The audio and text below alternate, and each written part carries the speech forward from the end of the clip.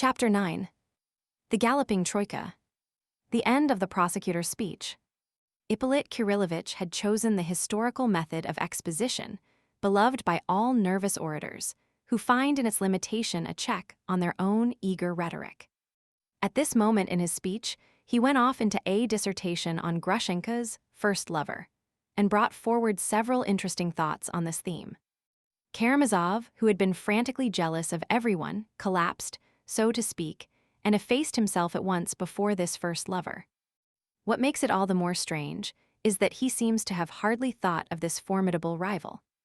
But he had looked upon him as a remote danger, and Karamazov always lives in the present. Possibly he regarded him as a fiction. But his wounded heart grasped instantly that the woman had been concealing this new rival and deceiving him, because he was anything but a fiction to her, because he was the one hope of her life. Grasping this instantly, he resigned himself. Gentlemen of the jury, I cannot help dwelling on this unexpected trait in the prisoner's character. He suddenly evinces an irresistible desire for justice, a respect for woman, and a recognition of her right to love. And all this at the very moment when he had stained his hands with his father's blood for her sake. It is true that the blood he had shed was already crying out for vengeance. For, after having ruined his soul and his life in this world, he was forced to ask himself at that same instant what he was and what he could be now to her, to that being dearer to him than his own soul, in comparison with that former lover who had returned penitent, with new love, to the woman he had once betrayed, with honorable offers, with the promise of a reformed and happy life. And he, luckless man, what could he give her now, what could he offer her? Karamazov felt all this, knew that all ways were barred to him by his crime, and that he was a criminal under sentence, and not a man with life before him. This thought crushed him, and so he instantly flew to one frantic plan, which, to a man of Karamazov's character, must have appeared the one inevitable way out of his terrible position. That way out was suicide. He ran for the pistols he had left in pledge with his friend Perhatin, and on the way, as he ran, he pulled out of his pocket the money, for the sake of which he had stained his hands with his father's gore. Oh, now he needed money more than ever. Karamazov would die, Karamazov would shoot himself, and it should be remembered. To be sure, he was a poet, and had burnt the candle at both ends all his life. To her. And there, oh, there I will give a feast to the whole world, such as never was before, that will be remembered and talked of long after. In the midst of shouts of wild merriment, reckless gypsy songs and dances, I shall raise the glass and drink to the woman I adore and her new-found happiness. And then, on the spot, at her feet, I shall dash out my brains before her and punish myself. She will remember Mitya Karamazov sometimes, she will see how Mitya loved her, she will feel for Mitya. Here we see in excess a love of effect, a romantic despair and sentimentality, and the wild recklessness of the Karamazovs. Yes, but there is something else, gentlemen of the jury, something that cries out in the soul, throbs incessantly in the mind, and poisons the heart unto death. That something is conscience, gentlemen of the jury, its judgment, its terrible torments. The pistol will settle everything, the pistol is the only way out. But beyond, I don't know whether Karamazov wondered at that moment what lies beyond, and whether Karamazov could, like Hamlet, wonder what lies beyond. No, gentlemen of the jury, they have their Hamlets, but we still have our Karamazovs. Here Ippolit Kirillovich drew a minute picture of Mitya's preparations, the scene at Perhatin's, at the shop, with the drivers. He quoted numerous words and actions, confirmed by witnesses, and the picture made a terrible impression on the audience. The guilt of this harassed and desperate man stood out clear and convincing when the facts were brought together. What need had he of precaution? 2 or 3 times he almost confessed, hinted at it, all but spoke out. Then followed the evidence given by witnesses. He even cried out to the peasant who drove him, "Do you know, you are driving a murderer?" But it was impossible for him to speak out. He had to get to Mokroe and there to finish his romance. But what was awaiting the luckless man?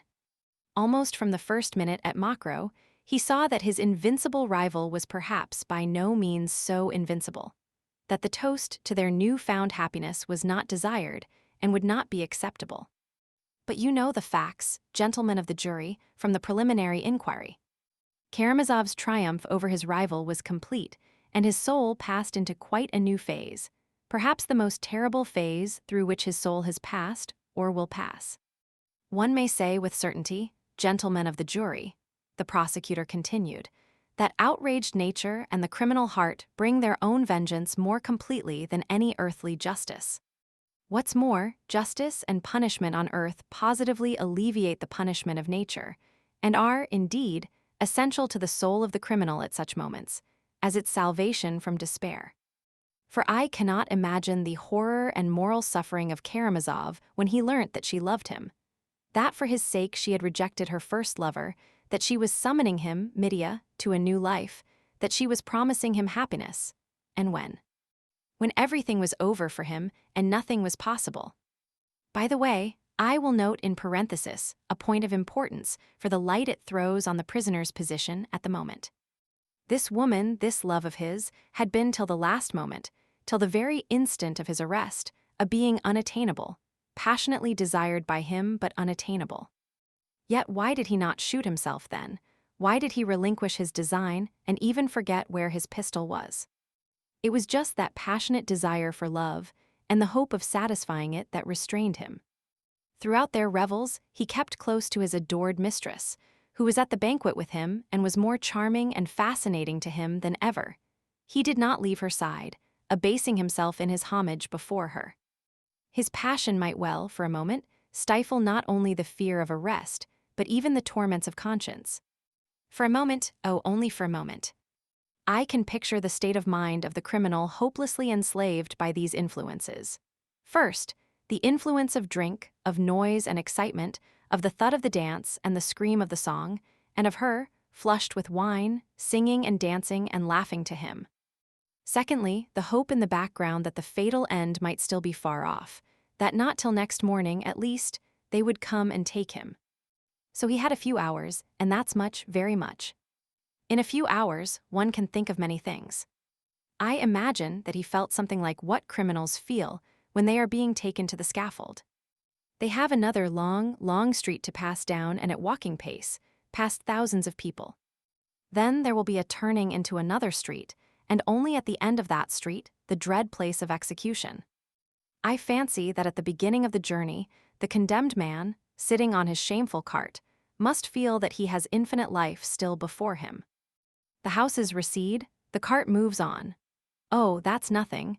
It's still far to the turning into the second street, and he still looks boldly to right and to left at those thousands of callously curious people with their eyes fixed on him, and he still fancies that he is just such a man as they. But now the turning comes to the next street. Oh, that's nothing, nothing, there's still a whole street before him, and however many houses have been passed, he will still think there are many left. And so to the very end, to the very scaffold. This, I imagine, is how it was with Karamazov then. They've not had time yet, he must have thought. I may still find some way out. Oh, there's still time to make some plan of defense, and now, she is so fascinating. His soul was full of confusion and dread, but he managed, however, to put aside half his money and hide it somewhere. I cannot otherwise explain the disappearance of quite half of the 3,000 he had just taken from his father's pillow. He had been in Mokroe more than once before. He had caroused there for 2 days together already. He knew the old big house with all its passages and outbuildings. I imagine that part of the money was hidden in that house, not long before the arrest, in some crevice, under some floor, in some corner, under the roof. With what object? I shall be asked. Why, the catastrophe may take place at once, of course. He hadn't yet considered how to meet it, he hadn't the time, his head was throbbing and his heart was with her, but money was indispensable in any case. With money, a man is always a man. Perhaps such foresight at such a moment may strike you as unnatural. But he assures us himself that a month before, at a critical and exciting moment, he had halved his money and sewn it up in a little bag. And though that was not true, as we shall prove directly, it shows the idea was a familiar one to Karamazov. He had contemplated it. What's more, when he declared at the inquiry that he had put 1,500 rubles in a bag, which never existed. He may have invented that little bag on the inspiration of the moment, because he had 2 hours before divided his money and hidden half of it at Mokro till morning, in case of emergency, simply not to have it on himself. Two extremes, gentlemen of the jury, remember that Karamazov can contemplate two extremes and both at once. We have looked in the house, but we haven't found the money. It may still be there, or it may have disappeared next day and be in the prisoner's hands now. In any case, he was at her side, on his knees before her. She was lying on the bed. He had his hands stretched out to her, and he had so entirely forgotten everything that he did not even hear the men coming to arrest him. He hadn't time to prepare any line of defense in his mind. He was caught unawares and confronted with his judges, the arbiters of his destiny. Gentlemen of the jury, there are moments in the execution of our duties when it is terrible for us to face a man, terrible on his account, too. The moments of contemplating that animal fear, when the criminal sees that all is lost but still struggles, still means to struggle. The moments when every instinct of self-preservation rises up in him at once, and he looks at you with questioning and suffering eyes, studies you, your face, your thoughts, uncertain on which side you will strike, and his distracted mind frames thousands of plans in an instant, but he is still afraid to speak, afraid of giving himself away. This purgatory of the spirit, this animal thirst for self-preservation, these humiliating moments of the human soul, are awful, and sometimes arouse horror and compassion for the criminal even in the lawyer. And this was what we all witnessed then. At first he was thunderstruck, and in his terror dropped some very compromising phrases. Blood. I've deserved it, but he quickly restrained himself. He had not prepared what he was to say, what answer he was to make. He had nothing but a bare denial ready. I am not guilty of my father's death. That was his fence for the moment, and behind it, he hoped to throw up a barricade of some sort. His first compromising exclamations, he hastened to explain by declaring that he was responsible for the death of the servant Grigory only. Of that bloodshed I am guilty, but who has killed my father, gentlemen, who has killed him? Who can have killed him if not I? Do you hear, he asked us that, us, who had come to ask him that question. Do you hear that phrase uttered with such premature haste? If not I, the animal cunning, the naivete, the Karamazov impatience of it. I didn't kill him, and you mustn't think I did. I wanted to kill him, gentlemen, I wanted to kill him. He hastens to admit he was in a hurry, in a terrible hurry. But still I am not guilty, it is not I murdered him. He concedes to us that he wanted to murder him, as though to say, you can see for yourselves how truthful I am, so you'll believe all the sooner that I didn't murder him. Oh, in such cases the criminal is often amazingly shallow and credulous. At that point, one of the lawyers asked him, as it were incidentally, the most simple question, wasn't it Smerdyakov killed him? Then, as we expected, he was horribly angry at our having anticipated him and caught him unawares, before he had time to pave the way to choose and snatch the moment when it would be most natural to bring in Smerdyakov's name. He rushed at once to the other extreme, as he always does, and began to assure us that Smerdyakov could not have killed him, was not capable of it. But don't believe him, that was only his cunning. He didn't really give up the idea of Smerdyakov. On the contrary, he meant to bring him forward again. For indeed, he had no one else to bring forward, but he would do that later, because for the moment that line was spoiled for him. He would bring him forward perhaps next day, or even a few days later, choosing an opportunity to cry out to us. You know, I was more skeptical about Smerdyakov than you remember that yourselves, but now I am convinced. He killed him, he must have done, and for the present he falls back upon a gloomy and irritable denial. Impatience and anger prompted him, however, to the most inept and incredible explanation of how he looked into his father's window and how he respectfully withdrew. The worst of it was that he was unaware of the position of affairs, of the evidence given by Grigory. We proceeded to search him. The search angered but encouraged him. The whole 3,000 had not been found on him, only half of it. And no doubt only at that moment of angry silence, the fiction of the little bag first occurred to him. No doubt he was conscious himself of the improbability of the story and strove painfully to make it sound more likely, to weave it into a romance that would sound plausible. In such cases, the first duty, the chief task of the investigating lawyers, is to prevent the criminal being prepared, to pounce upon him unexpectedly so that he may blurt out his cherished ideas in all their simplicity, improbability, and inconsistency. The criminal can only be made to speak by the sudden and apparently incidental communication of some new fact, of some circumstance of great importance in the case, of which he had no previous idea and could not have foreseen. We had such a fact in readiness. That was Grigory's evidence about the open door through which the prisoner had run out. He had completely forgotten about that door and had not even suspected that Grigory could have seen it. The effect of it was amazing. He leapt up and shouted to us, "Then Smerdyakov murdered him, it was Smerdyakov," and so betrayed the basis of the defense he was keeping back, and betrayed it in its most improbable shape. For Smerdyakov could only have committed the murder after he had knocked Grigory down and run away. When we told him that Grigory saw the door was open before he fell down, and had heard Smerdyakov behind the screen as he came out of his bedroom, Karamazov was positively crushed. My esteemed and witty colleague, Nikolay Parfenovitch, told me afterwards that he was almost moved to tears at the sight of him. And to improve matters, the prisoner hastened to tell us about the much-talked-of little bag. "So be it, you shall hear this romance.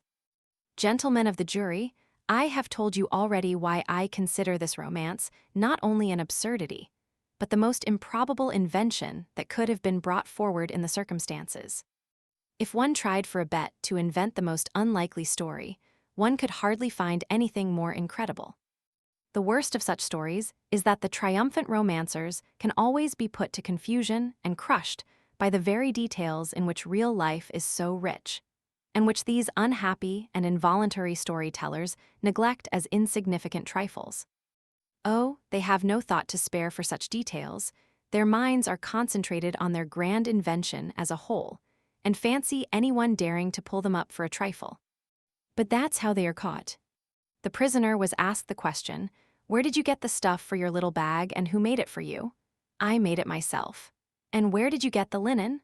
The prisoner was positively offended. He thought it almost insulting to ask him such a trivial question, and would you believe it, his resentment was genuine. "But they are all like that. I tore it off my shirt." "Then we shall find that shirt among your linen tomorrow, with a piece torn off. And only fancy, gentlemen of the jury, if we really had found that torn shirt, and how could we have failed to find it in his chest of drawers or trunk? That would have been a fact, a material fact in support of his statement. But he was incapable of that reflection. "I don't remember, it may not have been off my shirt, I sewed it up in one of my landlady's caps." "What sort of a cap?" "It was an old cotton rag of hers lying about." "And do you remember that clearly?" "No, I don't." And he was angry, very angry, and yet imagined not remembering it. At the most terrible moments of man's life, for instance when he is being led to execution, he remembers just such trifles. He will forget anything but some green roof that has flashed past him on the road, or a jackdaw on a cross, that he will remember. He concealed the making of that little bag from his household. He must have remembered his humiliating fear that someone might come in and find him needle in hand. How at the slightest sound he slipped behind the screen. There is a screen in his lodgings. "But, gentlemen of the jury, why do I tell you all this, all these details, trifles?" cried Ippolit Kirillovitch suddenly. "Just because the prisoner still persists in these absurdities to this moment. He has not explained anything since that fatal night 2 months ago. He has not added one actual illuminating fact to his former fantastic statements. All those are trivialities. You must believe it on my honor. Oh, we are glad to believe it, we are eager to believe it, even if only on his word of honor. Are we jackals thirsting for human blood? Show us a single fact in the prisoner's favor, and we shall rejoice. But let it be a substantial, real fact, and not a conclusion drawn from the prisoner's expression by his own brother, or that when he beat himself on the breast, he must have meant to point to the little bag, in the darkness, too. We shall rejoice at the new fact, we shall be the first to repudiate our charge, we shall hasten to repudiate it. But now justice cries out and we persist, we cannot repudiate anything." Ippolit Kirillovitch passed to his final peroration. He looked as though he was in a fever. He spoke of the blood that cried for vengeance, the blood of the father murdered by his son, with the base motive of robbery. He pointed to the tragic and glaring consistency of the facts. And whatever you may hear from the talented and celebrated counsel for the defense, Ippolit Kirillovich could not resist adding, whatever eloquent and touching appeals may be made to your sensibilities, remember that at this moment you are in a temple of justice. Remember that you are the champions of our justice, the champions of our holy Russia, of her principles, her family, everything that she holds sacred. Yes, you represent Russia here at this moment, and your verdict will be heard not in this hall only but will re-echo throughout the whole of Russia, and all Russia will hear you, as her champions and her judges, and she will be encouraged or disheartened by your verdict. Do not disappoint Russia and her expectations. Our fatal troika dashes on in her headlong flight perhaps to destruction, and in all Russia for long past men have stretched out imploring hands and called a halt to its furious, reckless course. And if other nations stand aside from that troika that may be, not from respect, as the poet would fain believe, but simply from horror. From horror, perhaps from disgust. And well it is that they stand aside, but maybe they will cease one day to do so, and will form a firm wall confronting the hurrying apparition, and will check the frenzied rush of our lawlessness, for the sake of their own safety, enlightenment, and civilization. Already we have heard voices of alarm from Europe. They already begin to sound. Do not tempt them. Do not heap up their growing hatred by a sentence justifying the murder of a father by his son. Though Ippolit Kirillovich was genuinely moved, he wound up his speech with this rhetorical appeal, and the effect produced by him was extraordinary. When he had finished his speech, he went out hurriedly and, as I have mentioned before, almost fainted in the adjoining room. There was no applause in the court, but serious persons were pleased. The ladies were not so well satisfied, though even they were pleased with his eloquence, especially as they had no apprehensions as to the upshot of the trial and had full trust in Fetyukovitch. He will speak at last, and of course carry all before him. Everyone looked at Mitya. He sat silent through the whole of the prosecutor's speech, clenching his teeth, with his hands clasped and his head bowed. Only from time to time, he raised his head and listened, especially when Grushenka was spoken of. When the prosecutor mentioned Rakitin's opinion of her, a smile of contempt and anger passed over his face, and he murmured rather audibly, "The Bernards." When Ippolit Kirillovich described how he had questioned and tortured him at Mokroe, Mitya raised his head and listened with intense curiosity. At one point, he seemed about to jump up and cry out, but controlled himself and only shrugged his shoulders disdainfully. People talked afterwards of the end of the speech, of the prosecutor's feat in examining the prisoner at Mokroe, and jeered at Ippolit Kirillovich. The man could not resist boasting of his cleverness, they said. The court was adjourned, but only for a short interval, a quarter of an hour or 20 minutes at most. There was a hum of conversation and exclamations in the audience. I remember some of them. "A weighty speech," a gentleman in one group observed gravely. "He brought in too much psychology," said another voice. But it was all true, the absolute truth. Yes, he is first-rate at it. He summed it all up. Yes, he summed us up too, chimed in another voice. Do you remember, at the beginning of his speech, making out we were all like Fyodor Pavlovitch? And at the end, too. But that was all rot. And obscure, too. He was a little too much carried away. It's unjust, it's unjust. No, it was smartly done anyway. He's had long to wait, but he's had his say, ha-ha. What will the counsel for the defense say? In another group, I heard. He had no business to make a thrust at the Petersburg man like that, appealing to your sensibilities, do you remember? Yes, that was awkward of him. He was in too great a hurry. He is a nervous man. We laugh, but what must the prisoner be feeling?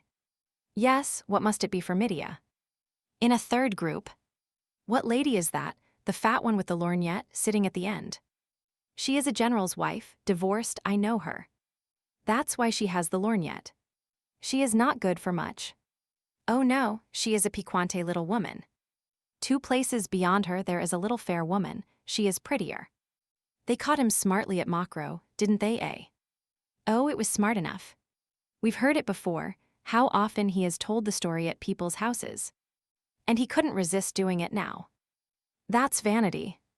He is a man with a grievance, he. Yes, and quick to take offense. And there was too much rhetoric, such long sentences. Yes, he tries to alarm us. He kept trying to alarm us. Do you remember about the Troika? Something about they have Hamlets, but we have, so far, only Karamazovs. That was cleverly said. That was to propitiate the liberals. He is afraid of them. Yes, and he is afraid of the lawyer, too. Yes, what will Fetyukovitch say? Whatever he says, he won't get round our peasants. Don't you think so? A fourth group. What he said about the Troika was good, that piece about the other nations. And that was true, what he said about other nations not standing it. What do you mean? Why, in the English Parliament, a member got up last week and, speaking about the nihilists, asked the ministry whether it was not high time to intervene, to educate this barbarous people. Ippolit was thinking of him, I know he was. He was talking about that last week. Not an easy job. Not an easy job. Why not? Why, we'd shut up Kronstadt and not let them have any corn. Where would they get it? In America. They get it from America now. Nonsense. But the bell rang, all rushed to their places. Fetyukovitch mounted the tribune. Chapter 10. The speech for the defense. An argument that cuts both ways. All was hushed as the first words of the famous orator rang out. The eyes of the audience were fastened upon him. He began very simply and directly, with an air of conviction, but not the slightest trace of conceit. He made no attempt at eloquence, at pathos, or emotional phrases. He was like a man speaking in a circle of intimate and sympathetic friends. His voice was a fine one, sonorous and sympathetic, and there was something genuine and simple in the very sound of it. But everyone realized at once that the speaker might suddenly rise to genuine pathos and pierce the heart with untold power. His language was perhaps more irregular than Ippolit Kirillovitch's, but he spoke without long phrases and indeed with more precision. One thing did not please the ladies. He kept bending forward, especially at the beginning of his speech, not exactly bowing, but as though he were about to dart at his listeners, bending his long spine in half, as though there were a spring in the middle that enabled him to bend almost at right angles. At the beginning of his speech he spoke rather disconnectedly, without system, one may say, dealing with facts separately, though, at the end, these facts formed a whole. His speech might be divided into two parts, the first consisting of criticism in refutation of the charge, sometimes malicious and sarcastic. But in the second half he suddenly changed his tone, and even his manner, and at once rose to pathos. The audience seemed on the lookout for it, and quivered with enthusiasm. He went straight to the point, and began by saying that although he practiced in Petersburg, he had more than once visited provincial towns to defend prisoners, of whose innocence he had a conviction, or at least a preconceived idea. That is what has happened to me in the present case, he explained. From the very first accounts in the newspapers I was struck by something which strongly prepossessed me in the prisoner's favor. What interested me most was a fact which often occurs in legal practice, but rarely, I think, in such an extreme and peculiar form as in the present case. I ought to formulate that peculiarity only at the end of my speech, but I will do so at the very beginning, for it is my weakness to go to work directly, not keeping my effects in reserve and economizing my material. That may be imprudent on my part, but at least it's sincere. What I have in my mind is this. There is an overwhelming chain of evidence against the prisoner, and at the same time not one fact that will stand criticism if it is examined separately. As I followed the case more closely in the papers, my idea was more and more confirmed, and I suddenly received from the prisoner's relatives a request to undertake his defense. I at once hurried here, and here I became completely convinced. It was to break down this terrible chain of facts, and to show that each piece of evidence taken separately was unproved and fantastic, that I undertook the case. So Fetyukovitch began. Gentlemen of the jury, he suddenly protested, I am new to this district. I have no preconceived ideas. The prisoner, a man of turbulent and unbridled temper, has not insulted me. But he has insulted perhaps hundreds of persons in this town, and so prejudiced many people against him beforehand. Of course, I recognize that the moral sentiment of local society is justly excited against him. The prisoner is of turbulent and violent temper. Yet he was received in society here. He was even welcome in the family of my talented friend, the prosecutor. N.B. At these words there were 2 or 3 laughs in the audience, quickly suppressed, but noticed by all. All of us knew that the prosecutor received Medea against his will, solely because he had somehow interested his wife, a lady of the highest virtue and moral worth, but fanciful, capricious, and fond of opposing her husband, especially in trifles. Medea's visits, however, had not been frequent. Nevertheless, I venture to suggest, Fetyukovitch continued, that in spite of his independent mind and just character, my opponent may have formed a mistaken prejudice against my unfortunate client. Oh, that is so natural. The unfortunate man has only too well deserved such prejudice. Outraged morality, and still more outraged taste, is often relentless. We have, in the talented prosecutor's speech, heard a stern analysis of the prisoner's character and conduct, and his severe critical attitude to the case was evident. And what's more, he went into psychological subtleties into which he could not have entered, if he had the least conscious and malicious prejudice against the prisoner. But there are things which are even worse, even more fatal in such cases, than the most malicious and consciously unfair attitude. It is worse if we are carried away by the artistic instinct, by the desire to create, so to speak, a romance, especially if God has endowed us with psychological insight. Before I started on my way here, I was warned in Petersburg, and was myself aware, that I should find here a talented opponent whose psychological insight and subtlety had gained him peculiar renown in legal circles of recent years. But profound as psychology is, it's a knife that cuts both ways. Laughter among the public. You will, of course, forgive me my comparison. I can't boast of eloquence. But I will take as an example any point in the prosecutor's speech. The prisoner, running away in the garden in the dark, climbed over the fence, was seized by the servant, and knocked him down with a brass pestle. Then he jumped back into the garden and spent 5 minutes over the man, trying to discover whether he had killed him or not. And the prosecutor refuses to believe the prisoner's statement that he ran to old Grigory out of pity. No, he says, such sensibility is impossible at such a moment. That's unnatural.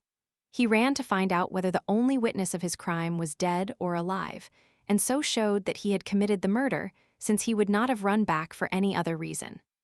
Here you have psychology, but let us take the same method and apply it to the case the other way round, and our result will be no less probable.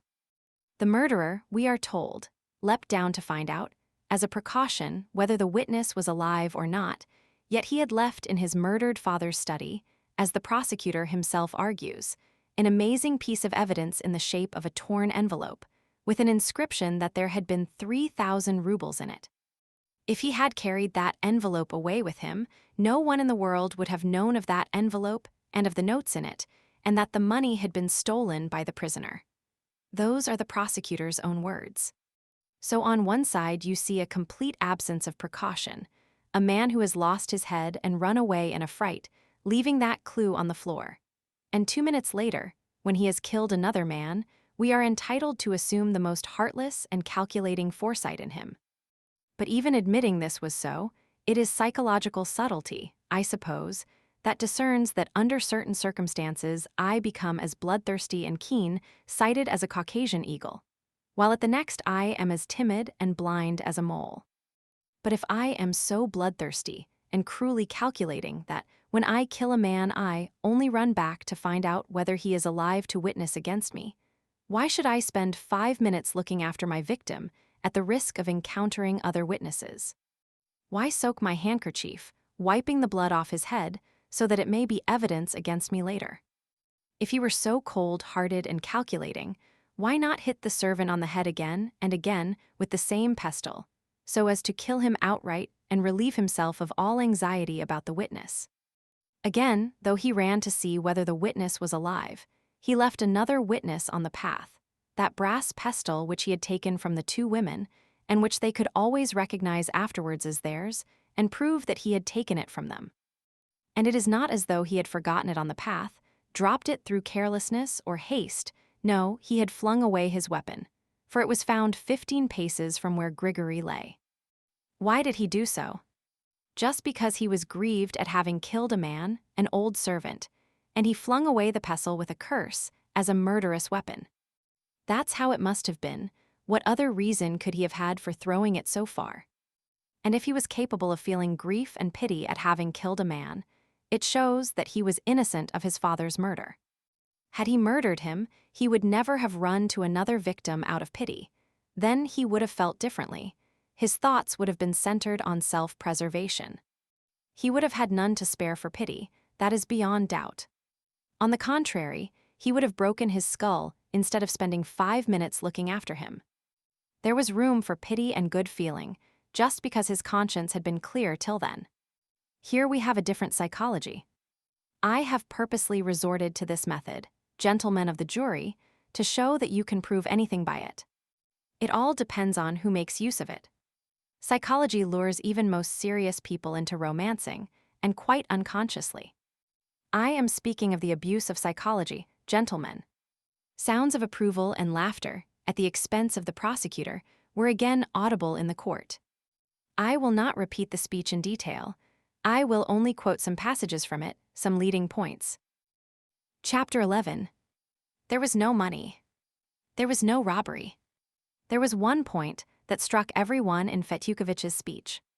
He flatly denied the existence of the fatal 3,000 rubles, and consequently, the possibility of their having been stolen. Gentlemen of the jury, he began.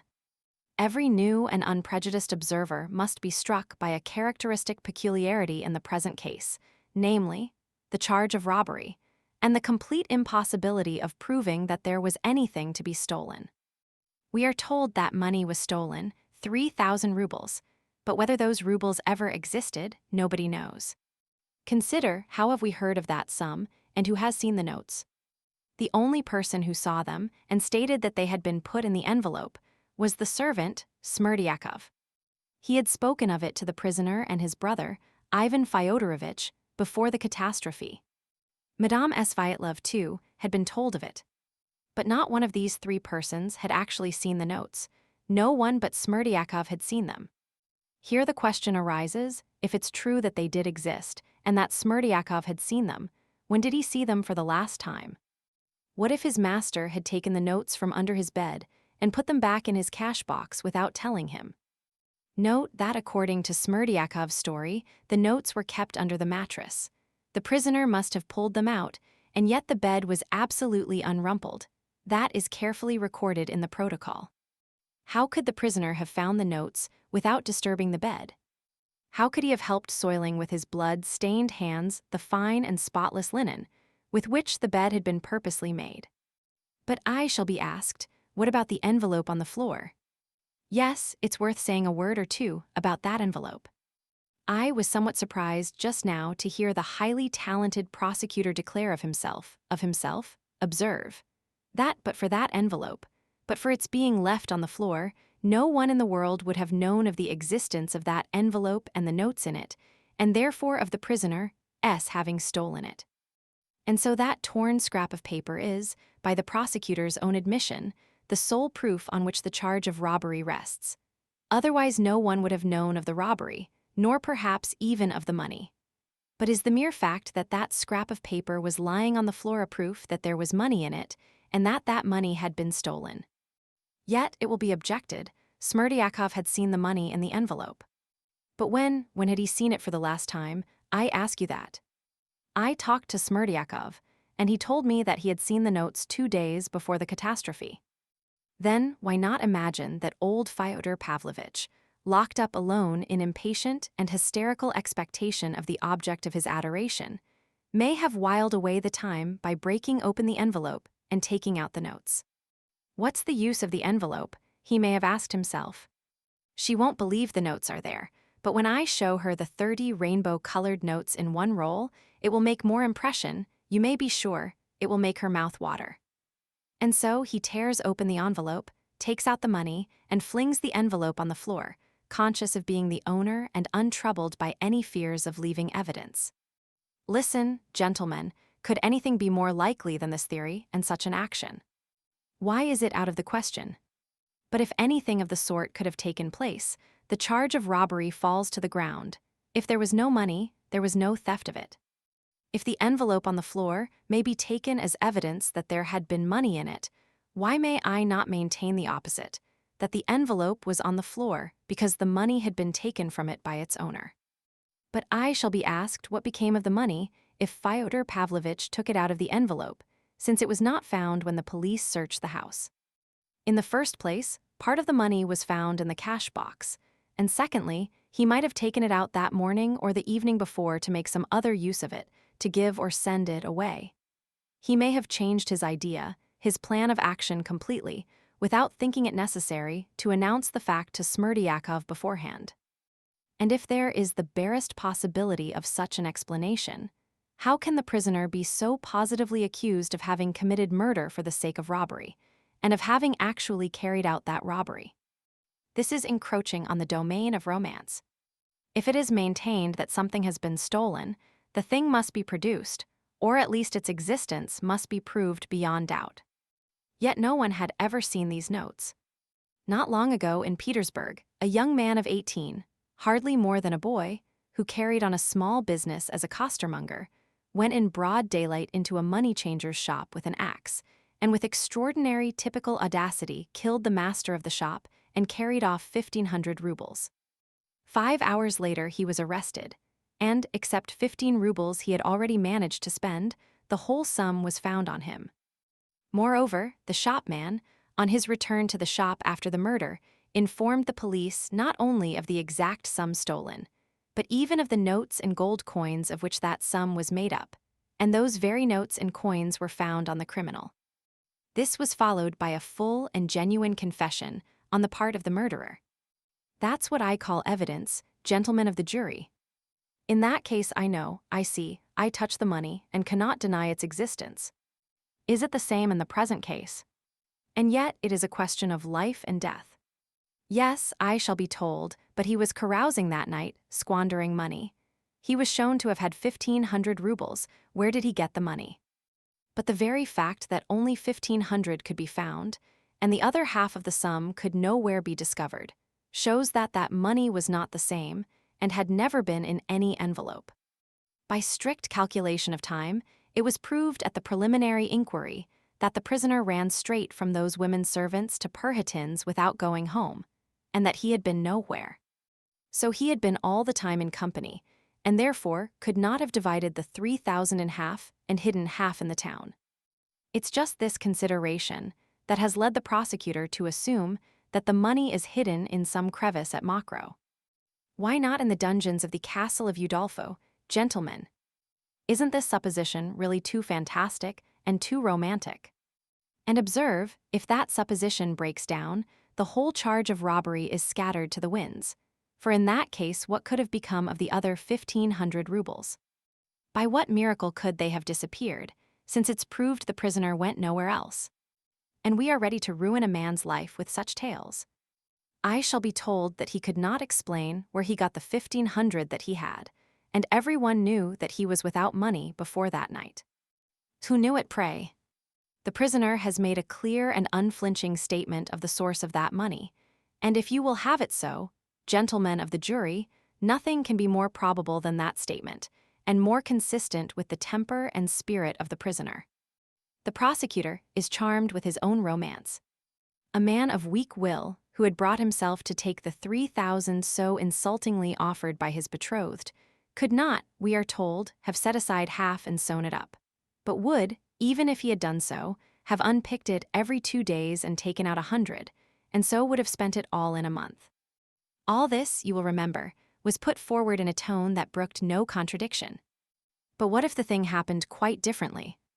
What if you've been weaving a romance, and about quite a different kind of man? That's just it, you have invented quite a different man. I shall be told, perhaps, there are witnesses that he spent on one day all that 3,000 given him by his betrothed a month before the catastrophe, so he could not have divided the sum in half. But who are these witnesses? The value of their evidence has been shown in court already. Besides, in another man's hand a crust always seems larger, and no one of these witnesses counted that money.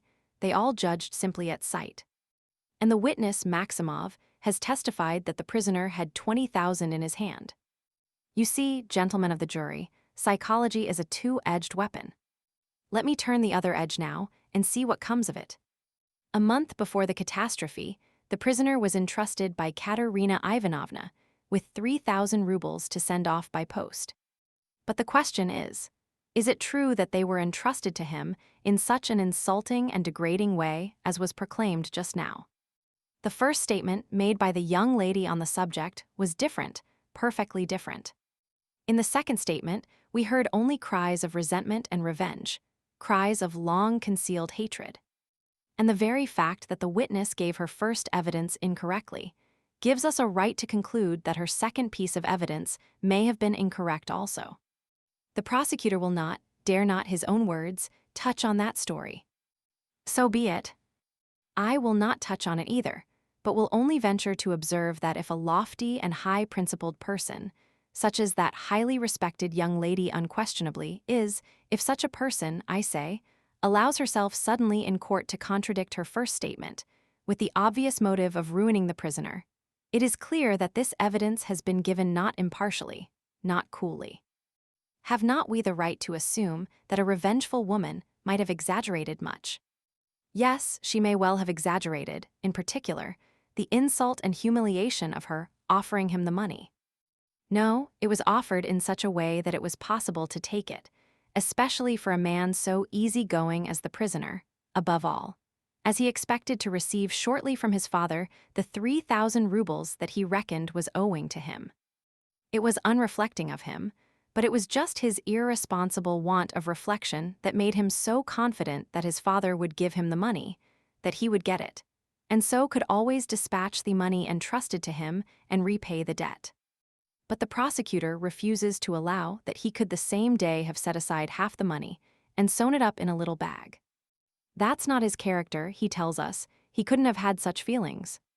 But yet he talked himself of the broad Karamazov nature. He cried out about the two extremes which a Karamazov can contemplate at once. Karamazov is just such a two-sided nature, fluctuating between two extremes, that even when moved by the most violent craving for riotous gaiety, he can pull himself up if something strikes him on the other side. And on the other side is love, that new love which had flamed up in his heart, and for that love he needed money. Oh, far more than for carousing with his mistress. If she were to say to him, "I am yours, I won't have Fyodor Pavlovitch," then he must have money to take her away. That was more important than carousing. Could a Karamazov fail to understand it? That anxiety was just what he was suffering from. What is there improbable in his laying aside that money and concealing it in case of emergency? But time passed, and Fyodor Pavlovitch did not give the prisoner the expected 3,000. On the contrary, the latter heard that he meant to use this sum to seduce the woman he, the prisoner, loved. If Fyodor Pavlovitch doesn't give the money, he thought, I shall be put in the position of a thief before Katerina Ivanovna. And then the idea presented itself to him that he would go to Katerina Ivanovna, lay before her the 1,500 rubles he still carried round his neck, and say, I am a scoundrel, but not a thief. So here we have already a twofold reason why he should guard that sum of money as the apple of his eye, why he shouldn't unpick the little bag and spend it 100 at a time. Why should you deny the prisoner a sense of honor? Yes, he has a sense of honor, granted that it's misplaced, granted it's often mistaken, yet it exists and amounts to a passion, and he has proved that. But now the affair becomes even more complex. His jealous torments reach a climax, and those same two questions torture his fevered brain more and more. If I repay Katerina Ivanovna, where can I find the means to go off with Grushenka? If he behaved wildly, drank, and made disturbances in the taverns in the course of that month, it was perhaps because he was wretched and strained beyond his powers of endurance. These two questions became so acute that they drove him at last to despair.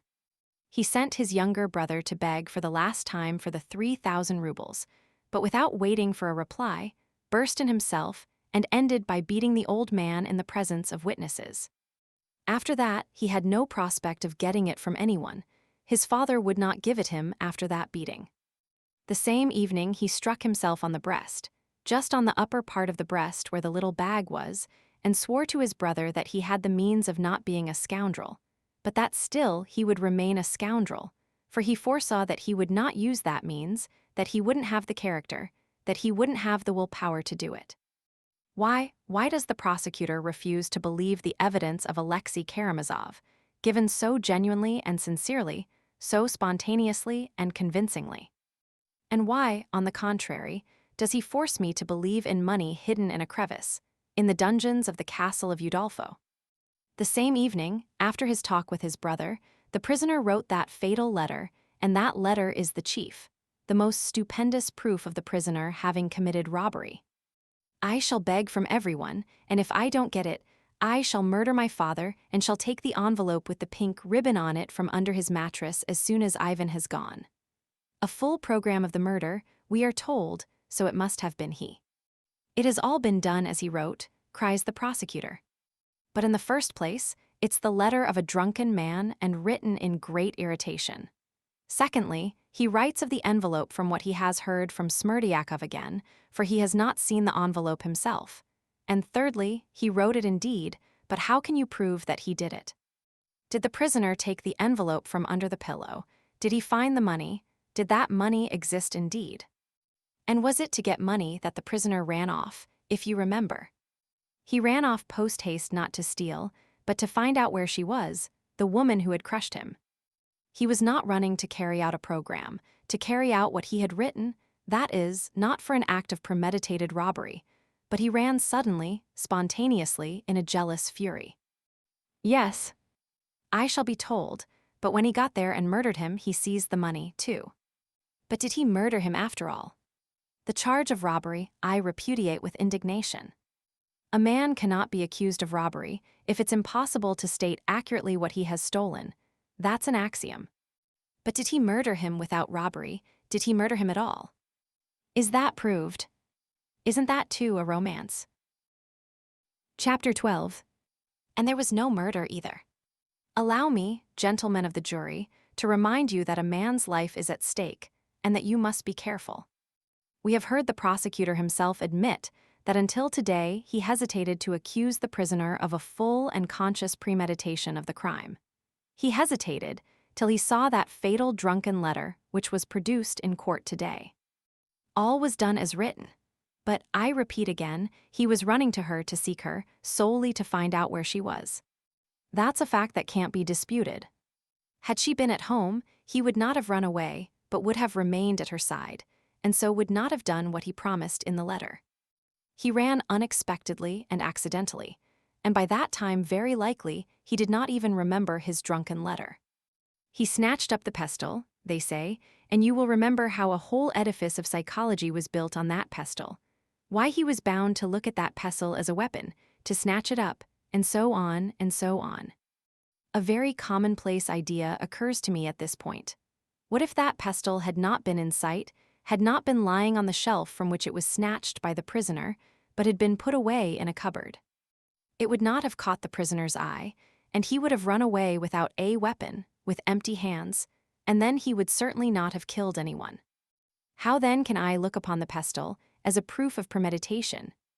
Yes, but he talked in the taverns of murdering his father, and 2 days before, on the evening when he wrote his drunken letter, he was quiet and only quarreled with a shopman in the tavern, because a Karamazov could not help quarreling, forsooth.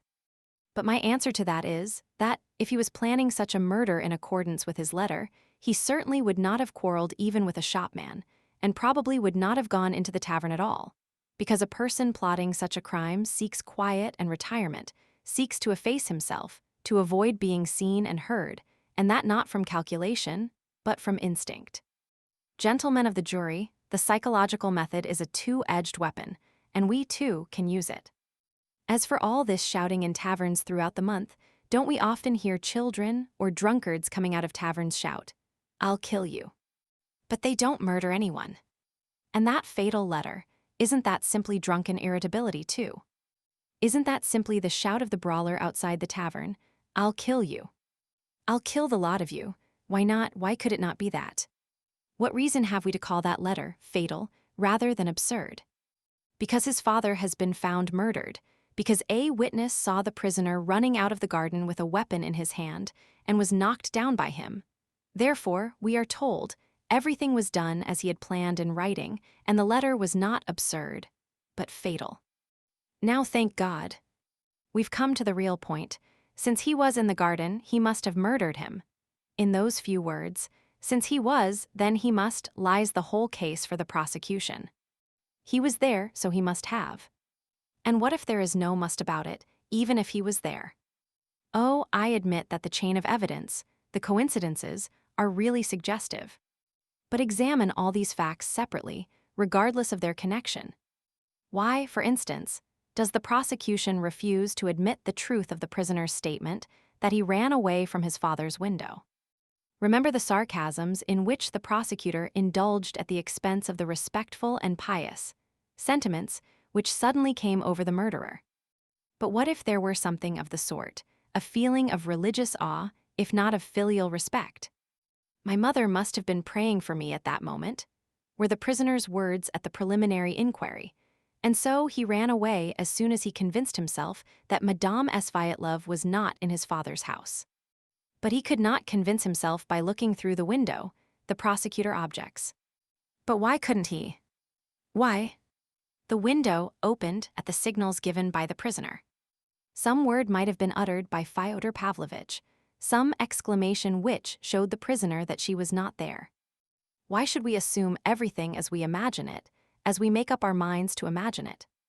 1,000 things may happen in reality, which elude the subtlest imagination. Yes, but Grigory saw the door open, and so the prisoner certainly was in the house, therefore he killed him. Now about that door, gentlemen of the jury. Observe that we have only the statement of one witness as to that door, and he was at the time in such a condition that, but supposing the door was open, supposing the prisoner has lied in denying it, from an instinct of self-defense, natural in his position, supposing he did go into the house, well, what then? How does it follow that, because he was there, he committed the murder? He might have dashed in, run through the rooms, might have pushed his father away, might have struck him. But as soon as he had made sure Madame Sviatlov was not there, he may have run away rejoicing that she was not there and that he had not killed his father. And it was perhaps just because he had escaped from the temptation to kill his father, because he had a clear conscience and was rejoicing at not having killed him, that he was capable of a pure feeling, the feeling of pity and compassion, and leapt off the fence a minute later to the assistance of Grigory after he had, in his excitement, knocked him down. With terrible eloquence, the prosecutor has described to us the dreadful state of the prisoner's mind at Mokroe when love again lay before him calling him to new life, while love was impossible for him because he had his father's blood-stained corpse behind him and beyond that corpse, retribution. And yet the prosecutor allowed him love, which he explained, according to his method, talking about his drunken condition, about a criminal being taken to execution, about it being still far off, and so on and so on. But again I ask, Mr. Prosecutor, have you not invented a new personality? Is the prisoner so coarse and heartless as to be able to think at that moment of love and of dodges to escape punishment, if his hands were really stained with his father's blood? No, no, no. As soon as it was made plain to him that she loved him and called him to her side, promising him new happiness, then, I protest, he must have felt the impulse to suicide doubled, trebled, and must have killed himself, if he had his father's murder on his conscience. Oh no. He would not have forgotten where his pistols lay. I know the prisoner. The savage, stony heartlessness ascribed to him by the prosecutor is inconsistent with his character. He would have killed himself, that's certain. He did not kill himself just because his mother's prayers had saved him, and he was innocent of his father's blood. He was troubled, he was grieving that night at Mokroe only about old Grigory and praying to God that the old man would recover, that his blow had not been fatal, and that he would not have to suffer for it. Why not accept such an interpretation of the facts? What trustworthy proof have we that the prisoner is lying? But we shall be told it once again, there is his father's corpse. If he ran away without murdering him, who did murder him? Here, I repeat, you have the whole logic of the prosecution. Who murdered him, if not he? There's no one to put in his place. Gentlemen of the jury, is that really so? Is it positively, actually true that there is no one else at all? We've heard the prosecutor count on his fingers all the persons who were in that house that night. They were 5 in number. 3 of them, I agree, could not have been responsible: the murdered man himself, old Grigory, and his wife.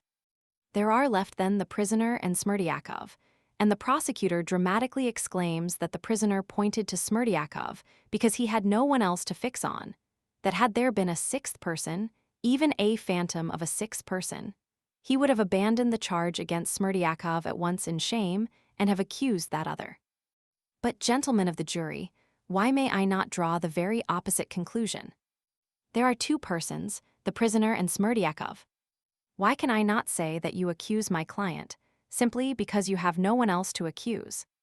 And you have no one else only because you have determined to exclude Smerdyakov from all suspicion. It's true, indeed, Smerdyakov is accused only by the prisoner, his 2 brothers, and Madame Sviatlov. But there are others who accuse him. There are vague rumors of a question, of a suspicion, an obscure report, a feeling of expectation. Finally, we have the evidence of a combination of facts very suggestive, though, I admit, inconclusive. In the first place, we have precisely on the day of the catastrophe that fit, for the genuineness of which the prosecutor, for some reason, has felt obliged to make a careful defense. Then Smerdyakov's sudden suicide on the eve of the trial.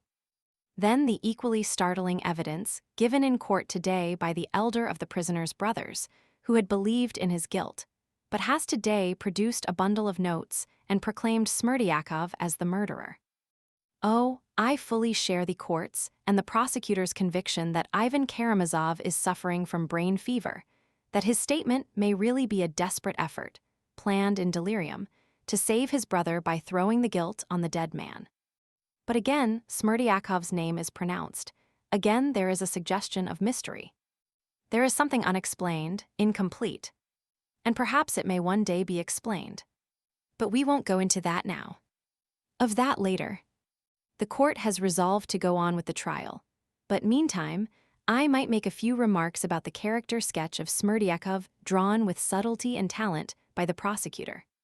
But while I admire his talent, I cannot agree with him. I have visited Smerdyakov, I have seen him and talked to him, and he made a very different impression on me. He was weak in health, it is true, but in character, in spirit, he was by no means the weak man the prosecutor has made him out to be. I found in him no trace of the timidity on which the prosecutor so insisted. There was no simplicity about him, either. I found in him, on the contrary, an extreme mistrustfulness concealed under a mask of naivete and an intelligence of considerable range. The prosecutor was too simple in taking him for weak-minded. He made a very definite impression on me. I left him with the conviction that he was a distinctly spiteful creature, excessively ambitious, vindictive, and intensely envious. I made some inquiries. He resented his parentage, was ashamed of it, and would clench his teeth when he remembered that he was the son of stinking Lizaveta. He was disrespectful to the servant Grigory and his wife, who had cared for him in his childhood. He cursed and jeered at Russia. He dreamed of going to France and becoming a Frenchman.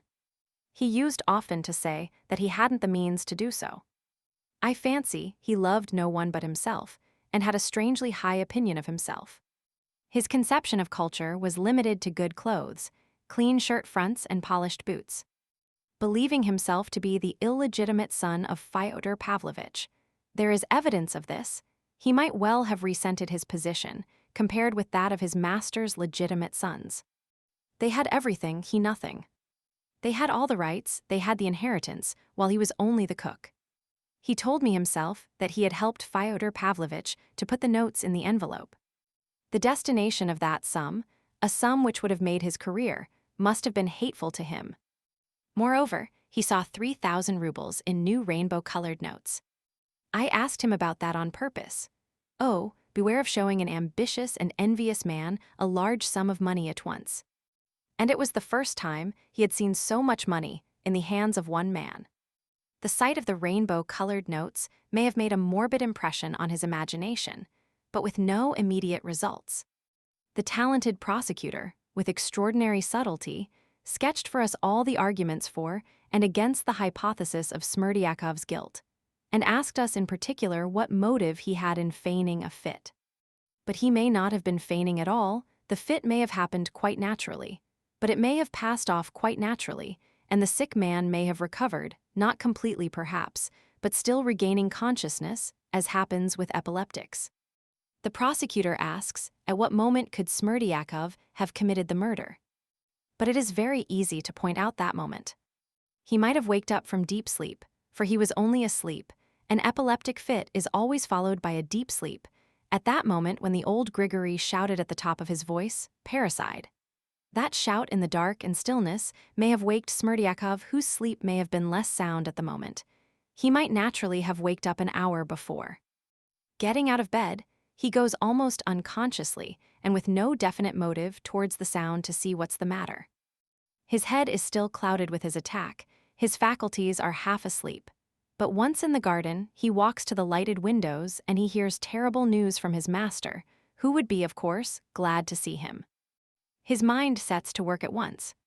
He hears all the details from his frightened master, and gradually in his disordered brain there shapes itself an idea, terrible, but seductive and irresistibly logical. To kill the old man, take the 3,000, and throw all the blame on to his young master. A terrible lust of money, of booty, might seize upon him as he realized his security from detection. Oh, these sudden and irresistible impulses come so often when there is a favorable opportunity, and especially with murderers who have had no idea of committing a murder beforehand. And Smerdyakov may have gone in and carried out his plan. With what weapon? Why, with any stone picked up in the garden. But what for, with what object? Why, the 3,000, which means a career for him. Oh, I am not contradicting myself. The money may have existed. And perhaps Smerdyakov alone knew where to find it, where his master kept it. And the covering of the money, the torn envelope on the floor. Just now, when the prosecutor was explaining his subtle theory that only an inexperienced thief like Karamazov would have left the envelope on the floor, and not one like Smerdyakov, who would have avoided leaving a piece of evidence against himself, I thought as I listened that I was hearing something very familiar. And, would you believe it, I have heard that very argument, that very conjecture, of how Karamazov would have behaved precisely 2 days before from Smerdyakov himself. What's more, it struck me at the time. I fancied that there was an artificial simplicity about him, that he was in a hurry to suggest this idea to me, that I might fancy it was my own. He insinuated it, as it were. Did he not insinuate the same idea at the inquiry, and suggest it to the talented prosecutor? I shall be asked, what about the old woman, Grigory's wife? She heard the sick man moaning close by all night. Yes, she heard it, but that evidence is extremely unreliable. I knew a lady who complained bitterly that she had been kept awake all night by a dog in the yard. Yet the poor beast, it appeared, had only yelped once or twice in the night. And that's natural. If anyone is asleep and hears a groan, he wakes up, annoyed at being waked, but instantly falls asleep again. 2 hours later, again a groan, he wakes up and falls asleep again. And the same thing again 2 hours later, 3 times altogether in the night. Next morning, the sleeper wakes up and complains that someone has been groaning all night and keeping him awake. And it is bound to seem so to him. The intervals of 2 hours of sleep he does not remember, he only remembers the moments of waking, so he feels he has been waked up all night. But why, asks the prosecutor, did not Smerdyakov confess in his last letter? Why did his conscience prompt him to one step and not to both? But excuse me, conscience implies penitence, and the suicide may not have felt penitence, but only despair. Despair and penitence are 2 very different things. Despair may be vindictive and irreconcilable, and the suicide, laying his hands on himself, may well have felt redoubled hatred for those whom he had envied all his life.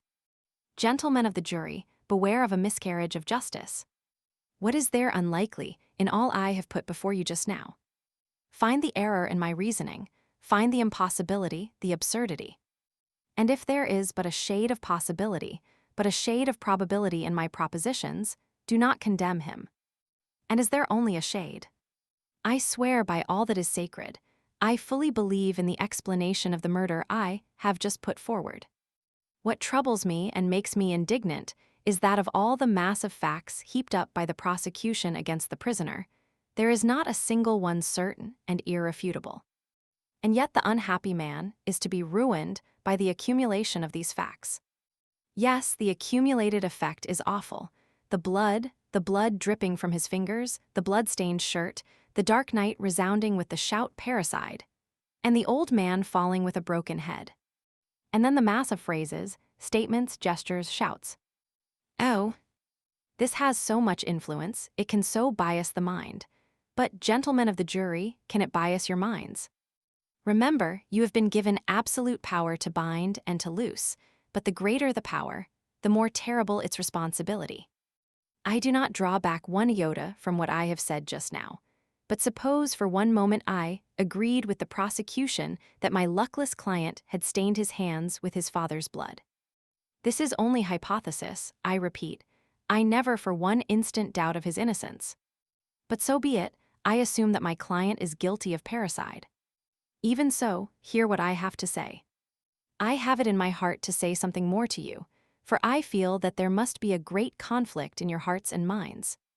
Forgive my referring to your hearts and minds, gentlemen of the jury, but I want to be truthful and sincere to the end. Let us all be sincere. At this point, the speech was interrupted by rather loud applause.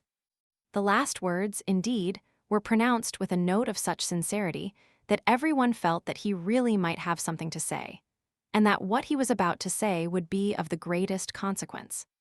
But the president, hearing the applause, in a loud voice threatened to clear the court if such an incident were repeated. Every sound was hushed, and Fetyukovitch began in a voice full of feeling quite unlike the tone he had used hitherto. Chapter 13. A corrupter of thought. It's not only the accumulation of facts that threatens my client with ruin, gentlemen of the jury, he began. What is really damning for my client is one fact, the dead body of his father. Had it been an ordinary case of murder, you would have rejected the charge in view of the triviality, the incompleteness, and the fantastic character of the evidence, if you examine each part of it separately. Or, at least, you would have hesitated to ruin a man's life simply from the prejudice against him which he has, alas, only too well deserved. But it's not an ordinary case of murder, it's a case of parricide. That impresses men's minds, and to such a degree that the very triviality and incompleteness of the evidence becomes less trivial and less incomplete, even to an unprejudiced mind. How can such a prisoner be acquitted? What if he committed the murder and gets off unpunished? That is what everyone, almost involuntarily, instinctively feels at heart. Yes, it's a fearful thing to shed a father's blood. The father who has begotten me, loved me, not spared his life for me, grieved over my illnesses from childhood up, troubled all his life for my happiness, and has lived in my joys, in my successes. To murder such a father, that's inconceivable. Gentlemen of the jury, what is a father, a real father? What is the meaning of that great word? What is the great idea in that name? We have just indicated in part what a true father is and what he ought to be. In the case in which we are now so deeply occupied and over which our hearts are aching, in the present case, the father, Fyodor Pavlovitch Karamazov, did not correspond to that conception of a father to which we have just referred. That's the misfortune. And indeed, some fathers are a misfortune. Let us examine this misfortune rather more closely. We must shrink from nothing, gentlemen of the jury, considering the importance of the decision you have to make. It's our particular duty not to shrink from any idea, like children or frightened women, as the talented prosecutor happily expresses it. But in the course of his heated speech, my esteemed opponent, and he was my opponent before I opened my lips, exclaimed several times, "Oh, I will not yield the defense of the prisoner to the lawyer who has come down from Petersburg." I accuse, but I defend also. He exclaimed that several times, but forgot to mention that if this terrible prisoner was for 23 years, so grateful for a mere pound of nuts given him by the only man who had been kind to him, as a child in his father's house, might not such a man well have remembered for 23 years how he ran in his father's backyard, without boots on his feet, and with his little trousers hanging by one button, to use the expression of the kind-hearted doctor, Herzenstube. Oh, gentlemen of the jury, why need we look more closely at this misfortune? Why repeat what we all know already? What did my client meet with when he arrived here, at his father's house, and why depict my client as a heartless egoist and monster? He is uncontrolled, he is wild and unruly. We are trying him now for that, but who is responsible for his life? Who is responsible for his having received such an unseemly bringing up, in spite of his excellent disposition and his grateful and sensitive heart? Did anyone train him to be reasonable? Was he enlightened by study? Did anyone love him ever so little in his childhood? My client was left to the care of Providence like a beast of the field. He thirsted perhaps to see his father after long years of separation. 1,000 times perhaps he may, recalling his childhood, have driven away the loathsome phantoms that haunted his childish dreams, and with all his heart he may have longed to embrace and to forgive his father. And what awaited him? He was met by cynical taunts, suspicions, and wrangling about money. He heard nothing but revolting talk and vicious precepts uttered daily over the brandy, and at last he saw his father seducing his mistress from him with his own money. Oh, gentlemen of the jury, that was cruel and revolting. And that old man was always complaining of the disrespect and cruelty of his son. He slandered him in society, injured him, calumniated him, bought up his unpaid debts to get him thrown into prison. Gentlemen of the jury, people like my client, who are fierce, unruly, and uncontrolled on the surface, are sometimes, most frequently indeed, exceedingly tender-hearted, only they don't express it. Don't laugh at my idea. The talented prosecutor laughed mercilessly just now at my client for loving Schiller, loving the sublime and beautiful. I should not have laughed at that in his place. Yes, such natures, oh, let me speak in defense of such natures, so often and so cruelly misunderstood. These natures often thirst for tenderness, goodness, and justice, as it were, in contrast to themselves, their unruliness, their ferocity, they thirst for it unconsciously. Passionate and fierce on the surface, they are painfully capable of loving woman, for instance, and with a spiritual and elevated love. Again, do not laugh at me. This is very often the case in such natures. But they cannot hide their passions, sometimes very coarse, and that is conspicuous and is noticed, but the inner man is unseen. Their passions are quickly exhausted, but by the side of a noble and lofty creature that seemingly coarse and rough man seeks a new life, seeks to correct himself, to be better, to become noble and honorable, sublime and beautiful, however much the expression has been ridiculed. I said just now that I would not venture to touch upon my client's engagement. But I may say half a word. What we heard just now was not evidence, but only the scream of a frenzied and revengeful woman, and it was not for her, oh, not for her, to reproach him with treachery, for she has betrayed him. If she had had but a little time for reflection, she would not have given such evidence. Oh, do not believe her. No, my client is not a monster, as she called him. The lover of mankind on the eve of his crucifixion said, I am the good shepherd. The good shepherd lays down his life for his sheep, so that not one of them might be lost. Let not a man's soul be lost through us. I asked just now what does Father mean, and exclaimed that it was a great word, a precious name. But one must use words honestly, gentlemen, and I venture to call things by their right names. Such a father as old Karamazov cannot be called a father and does not deserve to be. Filial love for an unworthy father is an absurdity, an impossibility. Love cannot be created from nothing. Only God can create something from nothing. Fathers, provoke not your children to wrath, the apostle writes from a heart glowing with love. It's not for the sake of my client that I quote these sacred words, I mention them for all fathers. Who has authorized me to preach to fathers? No one. But as a man and a citizen I make my appeal, vivos voco, We are not long on earth, we do many evil deeds and say many evil words. So let us all catch a favorable moment when we are all together to say a good word to each other. That's what I am doing. While I am in this place, I take advantage of my opportunity.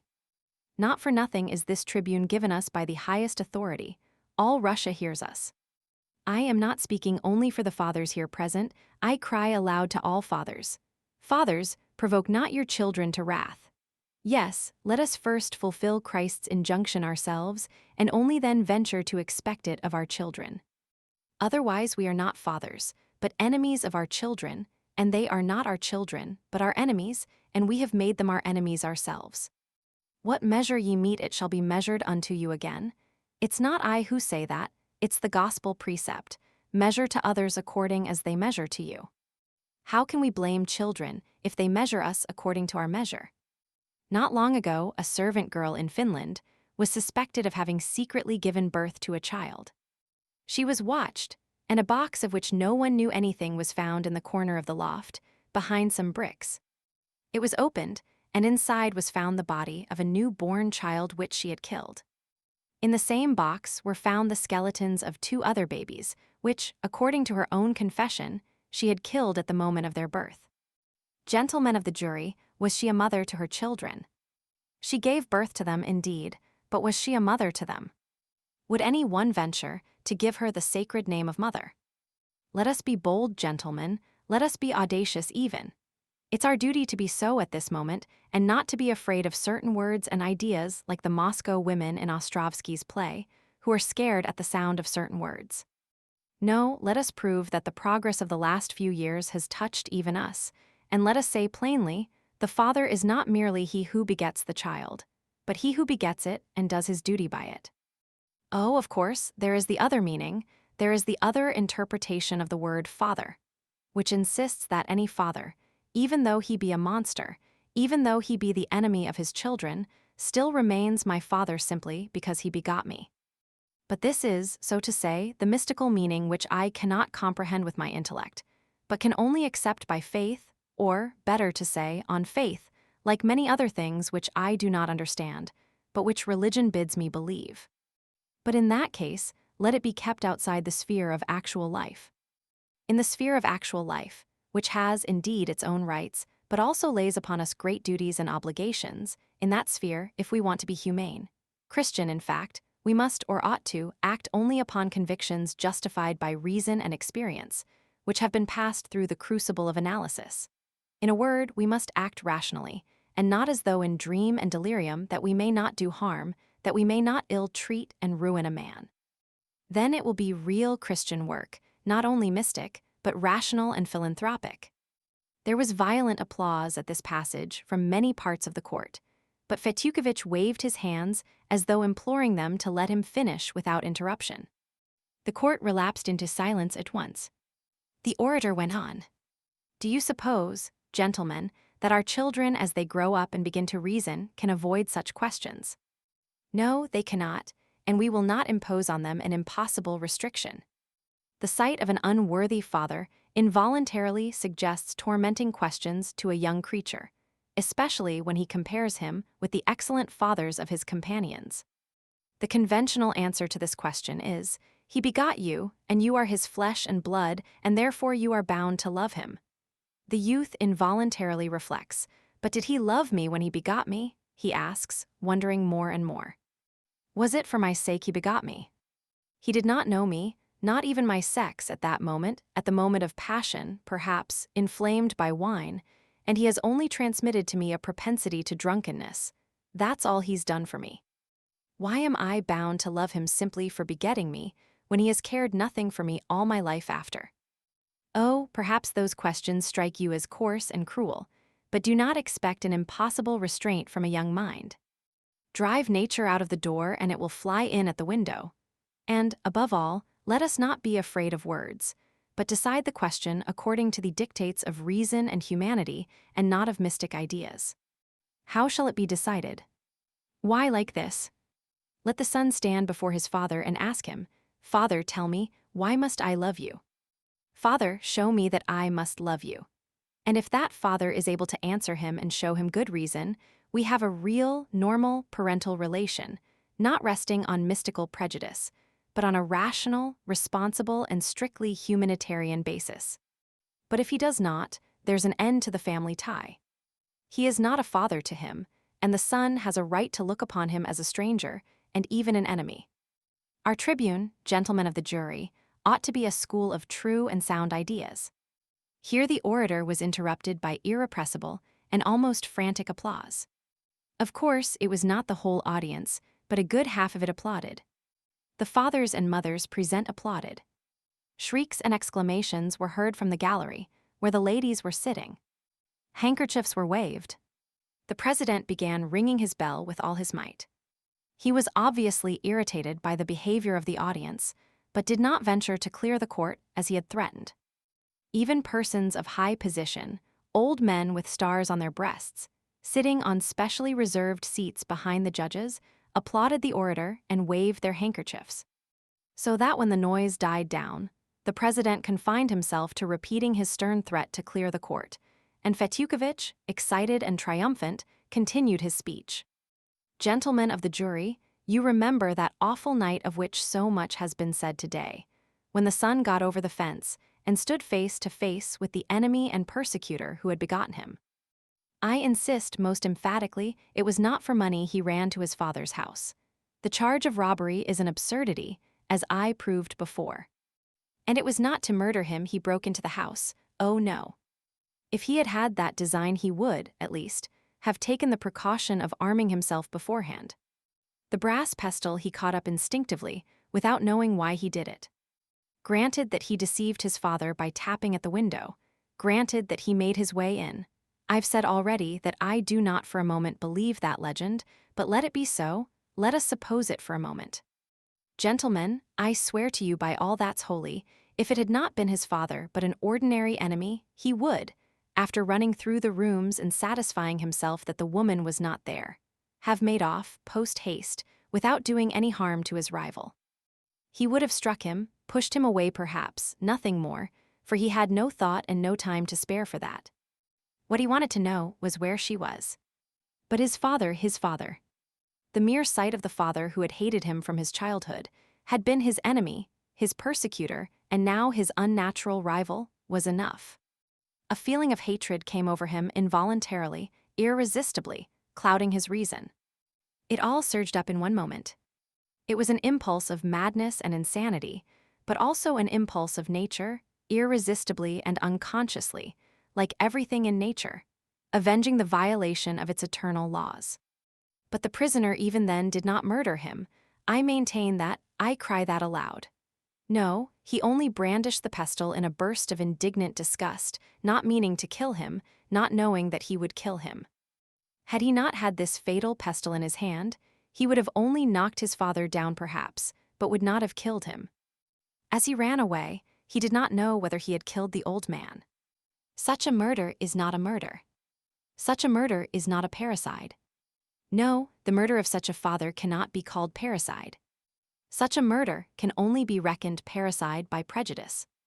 But I appeal to you again and again from the depths of my soul. Did this murder actually take place? Gentlemen of the jury, if we convict and punish him, he will say to himself, these people have done nothing for my bringing up, for my education, nothing to improve my lot, nothing to make me better, nothing to make me a man. These people have not given me to eat and to drink, have not visited me in prison and nakedness, and here they have sent me to penal servitude. I am quits, I owe them nothing now, and owe no one anything forever. They are wicked, and I will be wicked. They are cruel, and I will be cruel. That is what he will say, gentlemen of the jury. And I swear, by finding him guilty you will only make it easier for him.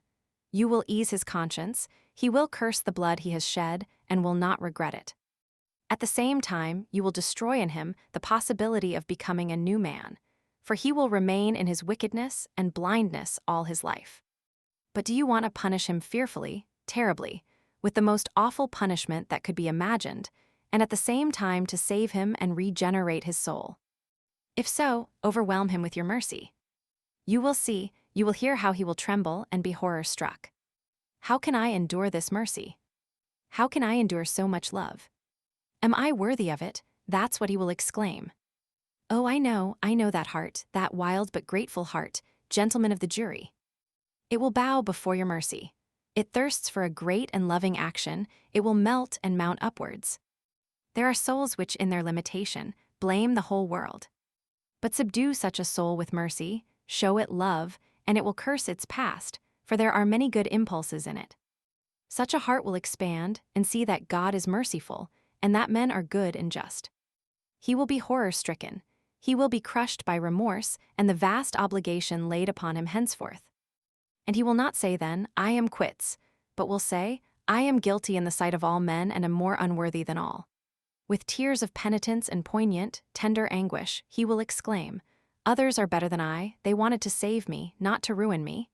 Oh, this act of mercy is so easy for you, for in the absence of anything like real evidence it will be too awful for you to pronounce. Yes, he is guilty. Better acquit 10 guilty men than punish one innocent man. Do you hear that majestic voice from the past century of our glorious history? It is not for an insignificant person like me to remind you that the Russian court does not exist for the punishment only, but also for the salvation of the criminal. Let other nations think of retribution and the letter of the law. We will cling to the spirit and the meaning, the salvation and the reformation of the lost. If this is true, if Russia and her justice are such, she may go forward with good cheer. Do not try to scare us with your frenzied troikas, from which all the nations stand aside in disgust. Not a runaway troika, but the stately chariot of Russia will move calmly and majestically to its goal. In your hands is the fate of my client. In your hands is the fate of Russian justice. You will defend it, you will save it, you will prove that there are men to watch over it, that it is in good hands. Chapter 14. The peasants stand firm. This was how Fetyukovitch concluded his speech, and the enthusiasm of the audience burst like an irresistible storm. It was out of the question to stop it.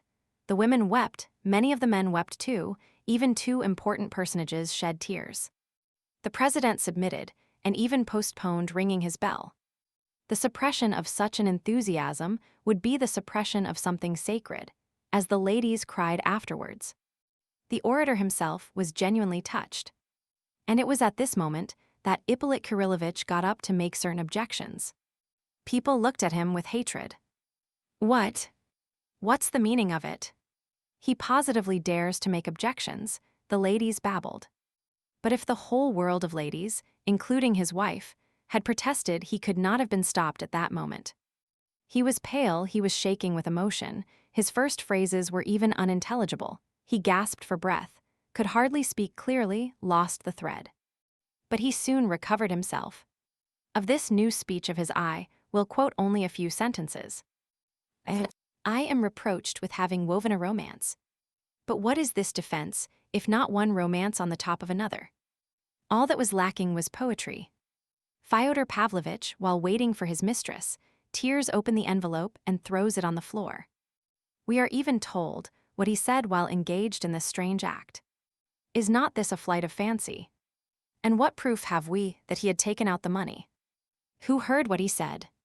The weak-minded idiot, Smerdyakov, transformed into a Byronic hero, avenging society for his illegitimate birth. Isn't this a romance in the Byronic style? And the son who breaks into his father's house and murders him without murdering him is not even a romance. This is a sphinx setting us a riddle which he cannot solve himself. If he murdered him, and what's the meaning of his murdering him without having murdered him? Who can make head or tail of this?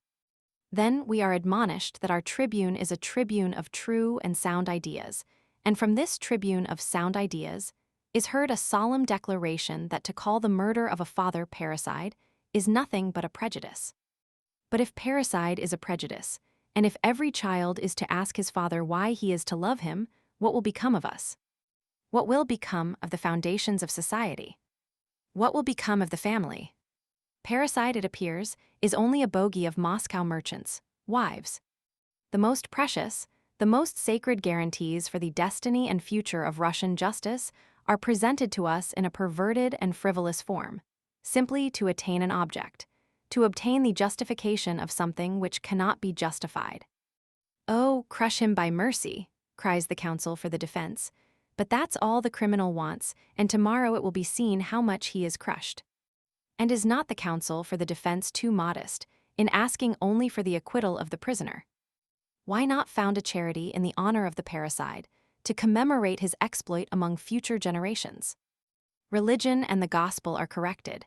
That's all mysticism, we are told, and ours is the only true Christianity which has been subjected to the analysis of reason and common sense. And so they set up before us a false semblance of Christ.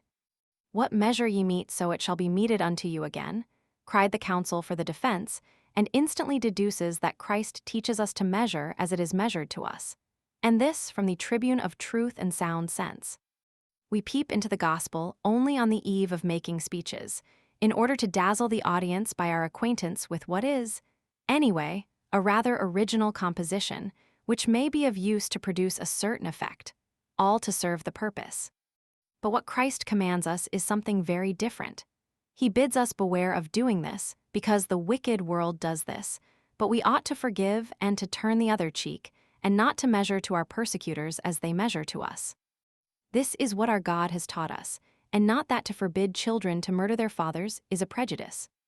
And we will not from the tribune of truth and good sense correct the gospel of our Lord, whom the counsel for the defense deigns to call only the crucified lover of humanity, in opposition to all Orthodox Russia, which calls to him, "For thou art our God." At this the president intervened and checked the overzealous speaker, begging him not to exaggerate, not to overstep the bounds, and so on, as presidents always do in such cases. The audience, too, was uneasy. The public was restless. There were even exclamations of indignation. Fetyukovitch did not so much as reply. He only mounted the tribune to lay his hand on his heart and, with an offended voice, utter a few words full of dignity. He only touched again, lightly and ironically, on romancing and psychology, and in an appropriate place quoted, "Jupiter, you are angry, therefore you are wrong," which provoked a burst of approving laughter in the audience, for Ippolit Kirillovitch was by no means like Jupiter.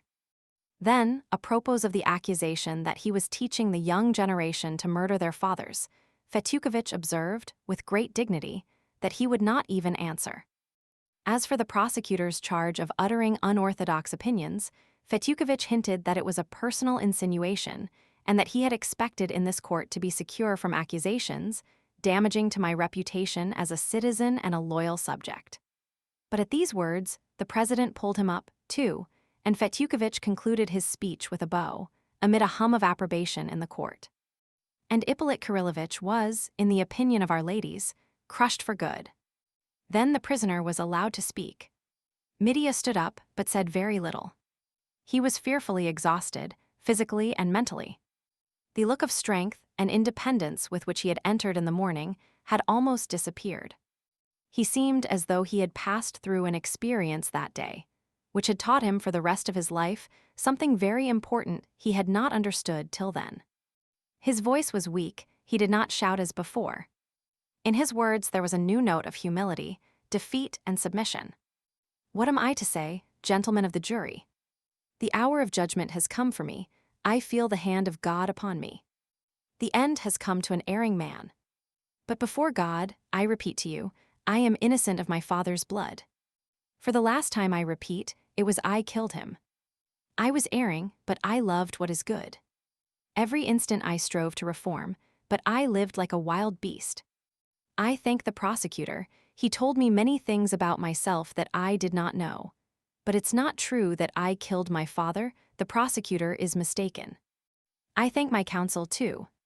I cried listening to him, but it's not true that I killed my father, and he needn't have supposed it. And don't believe the doctors. I am perfectly sane, only my heart is heavy. If you spare me, if you let me go, I will pray for you. I will be a better man. I give you my word, before God I will. And if you will condemn me, I'll break my sword over my head myself and kiss the pieces.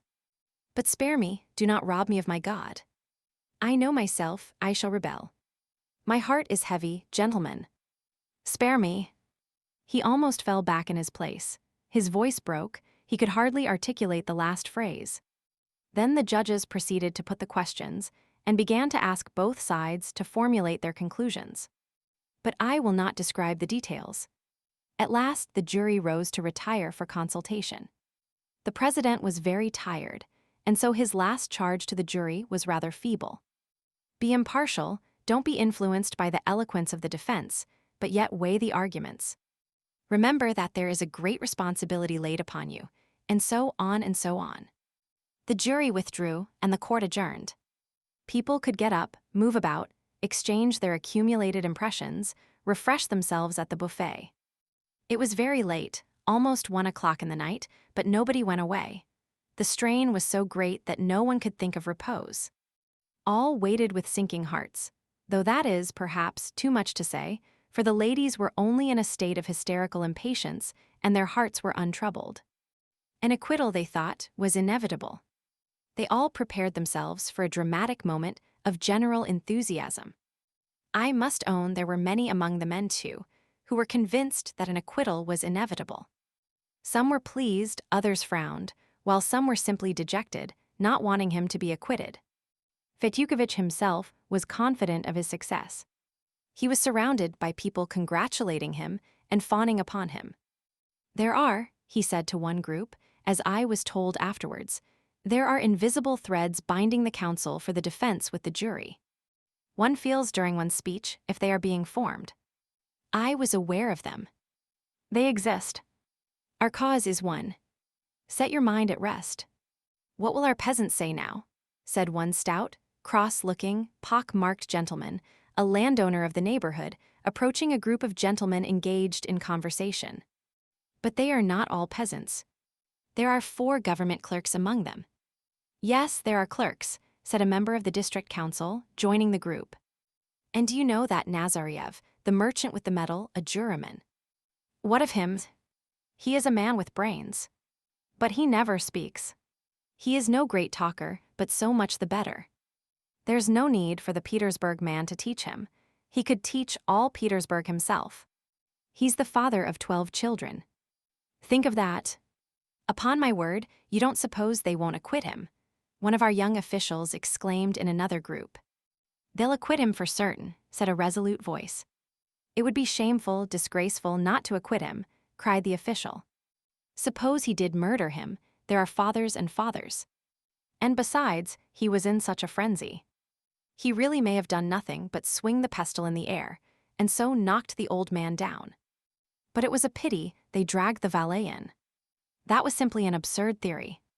If I'd been in Fetyukovitch's place, I should simply have said straight out, 'He murdered him, but he is not guilty, hang it all.' That's what he did, only without saying, 'Hang it all.'" "No, Mihail Semyonovitch, he almost said that too," put in a third voice.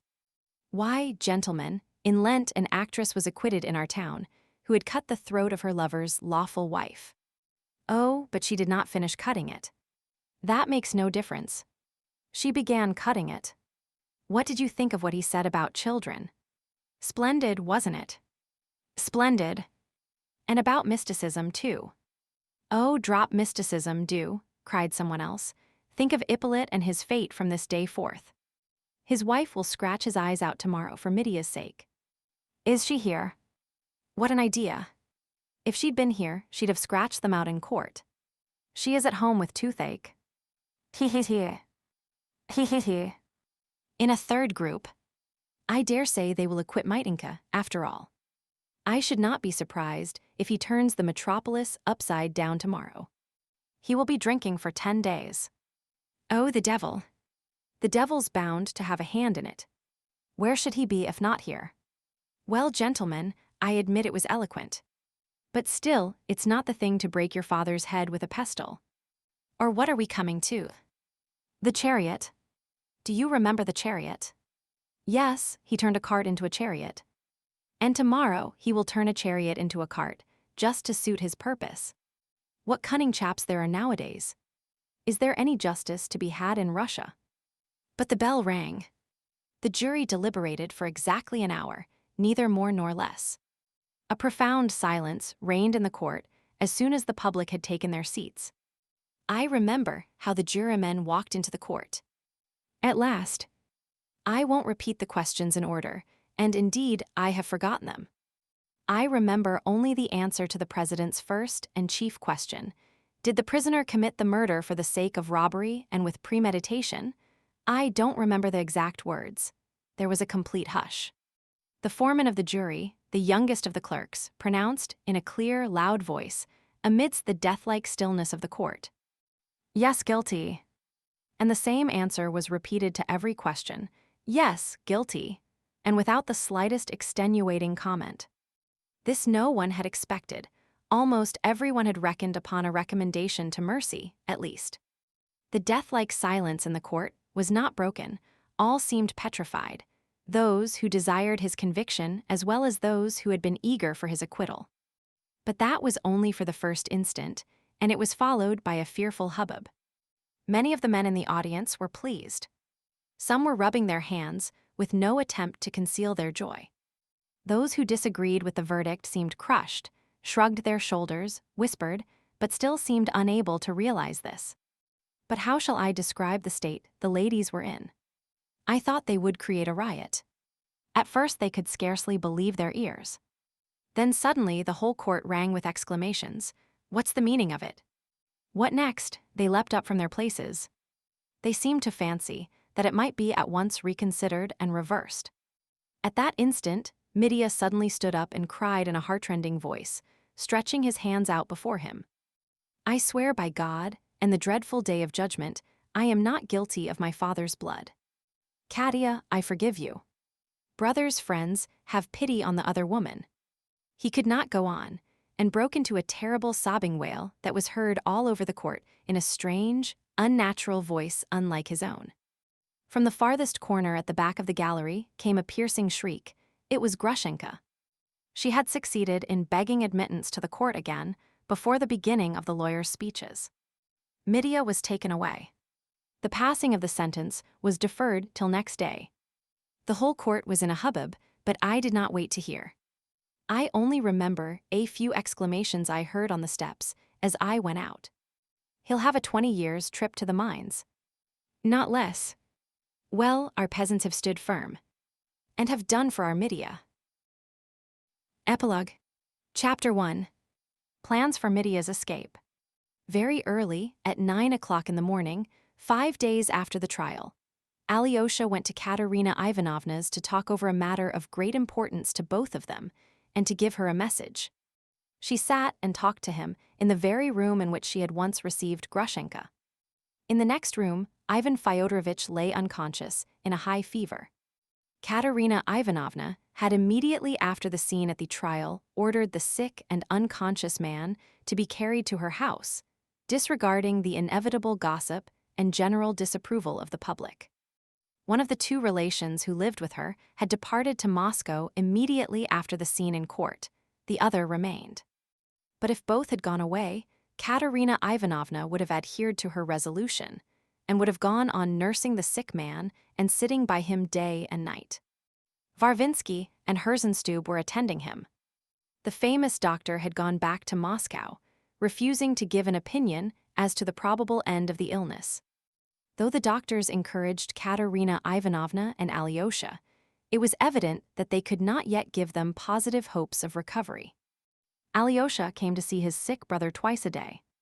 But this time he had specially urgent business, and he foresaw how difficult it would be to approach the subject, yet he was in great haste. He had another engagement that could not be put off for that same morning, and there was need of haste. They had been talking for a quarter of an hour. Katerina Ivanovna was pale and terribly fatigued, yet at the same time in a state of hysterical excitement. She had a presentiment of the reason why Alyosha had come to her. "Don't worry about his decision," she said, with confident emphasis to Alyosha. "One way or another, he is bound to come to it. He must escape. That unhappy man, that hero of honor and principle, not he, not Dmitri Fyodorovitch, but the man lying the other side of that door, who has sacrificed himself for his brother," Katya added, with flashing eyes, "told me the whole plan of escape long ago. You know he has already entered into negotiations. I've told you something already. You see, it will probably come off at the third edate from here, when the party of prisoners is being taken to Siberia. Oh, it's a long way off yet. Ivan Fyodorovitch has already visited the superintendent of the third etape. But we don't know yet who will be in charge of the party, and it's impossible to find that out so long beforehand. Tomorrow perhaps I will show you in detail the whole plan which Ivan Fyodorovitch left me on the eve of the trial in case of need. That was when, do you remember, you found us quarreling. He had just gone downstairs, but seeing you I made him come back. Do you remember? Do you know what we were quarreling about then? No, I don't, said Alyosha. Of course he did not tell you. It was about that plan of escape. He had told me the main idea 3 days before, and we began quarreling about it at once and quarreled for 3 days. We quarreled because, when he told me that if Dmitri Fyodorovitch were convicted he would escape abroad with that creature, I felt furious at once. I can't tell you why, I don't know myself why. Oh, of course, I was furious then about that creature, and that she too should go abroad with Dmitri. Katerina Ivanovna exclaimed suddenly, her lips quivering with anger. As soon as Ivan Fyodorovitch saw that I was furious about that woman, he instantly imagined I was jealous of Dmitri, and that I still loved Dmitri. That is how our first quarrel began. I would not give an explanation, I could not ask forgiveness. I could not bear to think that such a man could suspect me of still loving that. And when I myself had told him long before that I did not love Dmitri, that I loved no one but him. It was only resentment against that creature that made me angry with him. 3 days later, on the evening you came, he brought me a sealed envelope, which I was to open at once if anything happened to him. Oh, he foresaw his illness. He told me that the envelope contained the details of the escape, and that if he died or was taken dangerously ill, I was to save Mitya alone. Then he left me money, nearly 10,000, those notes to which the prosecutor referred in his speech, having learnt from someone that he had sent them to be changed. I was tremendously impressed to find that Ivan Fyodorovitch had not given up his idea of saving his brother, and was confiding this plan of escape to me, though he was still jealous of me and still convinced that I loved Mitya. Oh, that was a sacrifice. No, you cannot understand the greatness of such self-sacrifice, Alexei Fyodorovitch. I wanted to fall at his feet in reverence, but I thought at once that he would take it only for my joy at the thought of Mitya's being saved, and he certainly would have imagined that. And I was so exasperated at the mere possibility of such an unjust thought on his part that I lost my temper again, and instead of kissing his feet, flew into a fury again. Oh, I am unhappy. It's my character, my awful, unhappy character. Oh, you will see. I shall end by driving him, too, to abandon me for another with whom he can get on better, like Dmitri. But, no, I could not bear it, I should kill myself. And when you came in then, and when I called to you and told him to come back, I was so enraged by the look of contempt and hatred he turned on me that, do you remember? I cried out to you that it was he alone who had persuaded me that his brother Dmitri was a murderer. I said that malicious thing on purpose to wound him again. He had never persuaded me that his brother was a murderer. On the contrary, it was I who persuaded him. Oh, my vile temper was the cause of everything. I paved the way to that hideous scene at the trial. He wanted to show me that he was an honorable man, and that, even if I loved his brother, he would not ruin him for revenge or jealousy. So he came to the court. I am the cause of it all, I alone am to blame. Katya never had made such confessions to Alyosha before, and he felt that she was now at that stage of unbearable suffering when even the proudest heart painfully crushes its pride and falls vanquished by grief. Oh, Alyosha knew another terrible reason of her present misery, though she had carefully concealed it from him during those days since the trial. But it would have been for some reason too painful to him if she had been brought so low as to speak to him now about that. She was suffering for her treachery at the trial, and Alyosha felt that her conscience was impelling her to confess it to him, Alyosha, with tears and cries and hysterical writhings on the floor. But he dreaded that moment and longed to spare her. It made the commission, on which he had come, even more difficult. He spoke of Mitya again. It's all right, don't be anxious about him," she began again, sharply and stubbornly. "All that is only momentary. I know him, I know his heart only too well. You may be sure he will consent to escape. It's not as though it would be immediately. He will have time to make up his mind to it. Ivan Fyodorovitch will be well by that time and will manage it all himself, so that I shall have nothing to do with it. Don't be anxious, he will consent to run away. He has agreed already. Do you suppose he would give up that creature? And they won't let her go to him, so he is bound to escape. It's you he's most afraid of. He is afraid you won't approve of his escape on moral grounds. But you must generously allow it, if your sanction is so necessary," Katya added viciously. She paused and smiled. "He talks about some hymn," she went on again, "some cross he has to bear, some duty. I remember Ivan Fyodorovitch told me a great deal about it, and if you knew how he talked," Katya cried suddenly, with feelings she could not repress, "if you knew how he loved that wretched man at the moment he told me, and how he hated him perhaps at the same moment. And I heard his story, and his tears with sneering disdain. Brute. Yes, I am a brute. I am responsible for his fever. But that man in prison is incapable of suffering," Katya concluded irritably. "Can such a man suffer? Men like him never suffer." There was a note of hatred and contemptuous repulsion in her words. And yet it was she who had betrayed him. Perhaps because she feels how she's wronged him, she hates him at moments, Alyosha thought to himself. He hoped that it was only at moments. In Katya's last words he detected a challenging note, but he did not take it up. "I sent for you this morning to make you promise to persuade him yourself. Or do you, too, consider that to escape would be dishonorable, cowardly, or something? Unchristian, perhaps," Katya added, even more defiantly. "Oh no. I'll tell him everything," muttered Alyosha. "He asks you to come and see him today," he blurted out suddenly, looking her steadily in the face. She started and drew back a little from him on the sofa. "Me? Can that be?" she faltered, turning pale. "It can and ought to be," Alyosha began emphatically, growing more animated. "He needs you particularly just now. I would not have opened the subject and worried you if it were not necessary.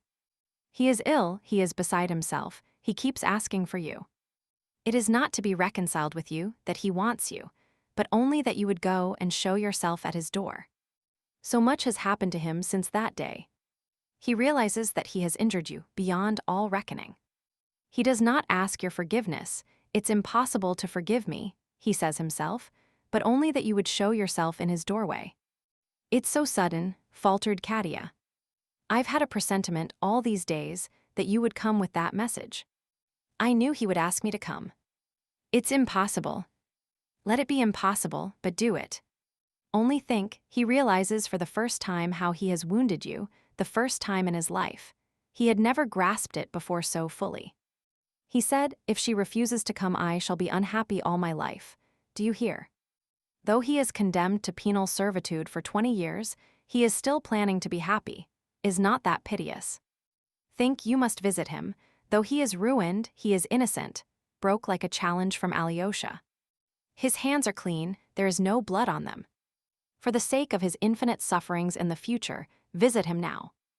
Go greet him on his way into the darkness, stand at his door, that is all. You ought to do it, you ought to," Alyosha concluded, laying immense stress on the word ought. "I ought to. But I cannot," Katya moaned. "He will look at me. I can't. Your eyes ought to meet.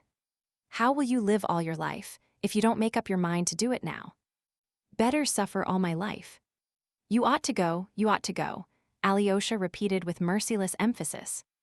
"But why today, why at once? I can't leave our patient. You can for a moment. It will only be a moment. If you don't come, he will be in delirium by tonight. I would not tell you a lie, have pity on him."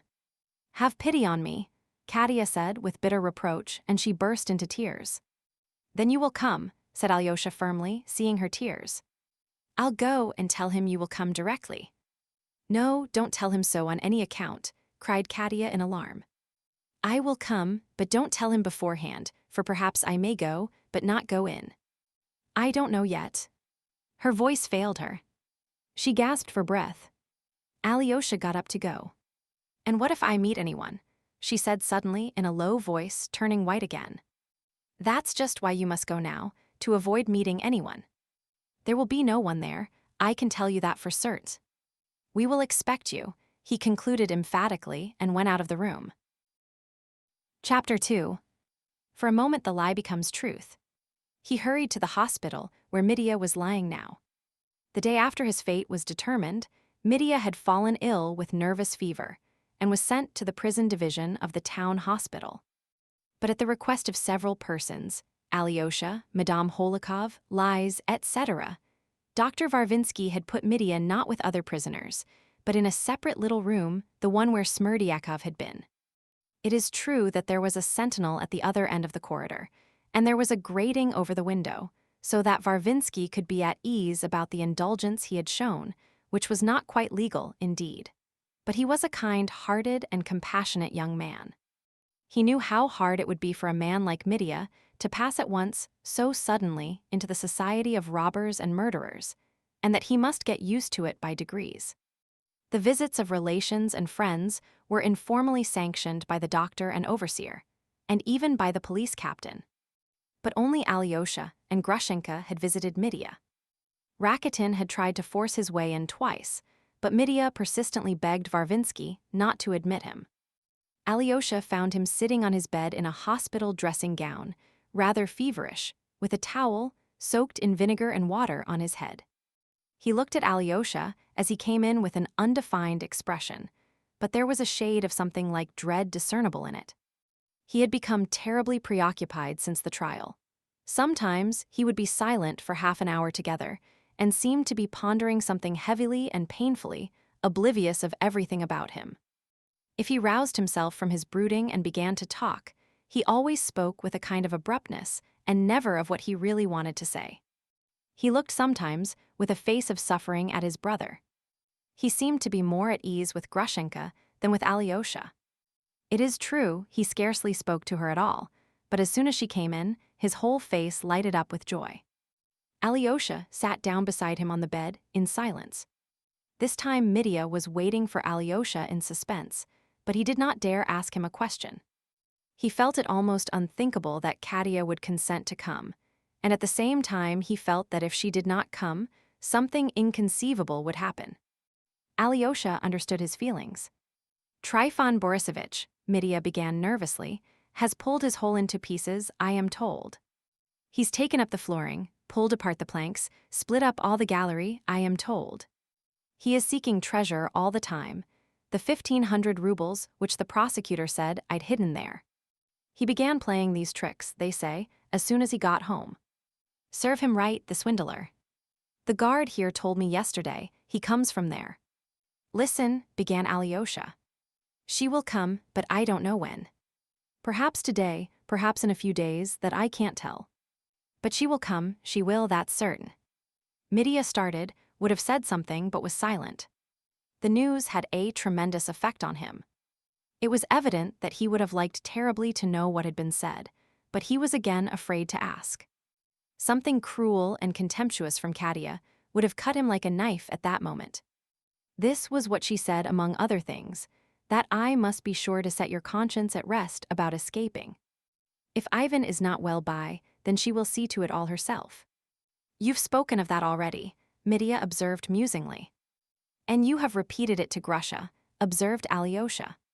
Yes, Mitya admitted. She won't come this morning, he looked timidly at his brother. She won't come till the evening. When I told her yesterday that Katya was taking measures, she was silent, but she set her mouth. She only whispered, let her, she understood that it was important. I did not dare to try her further.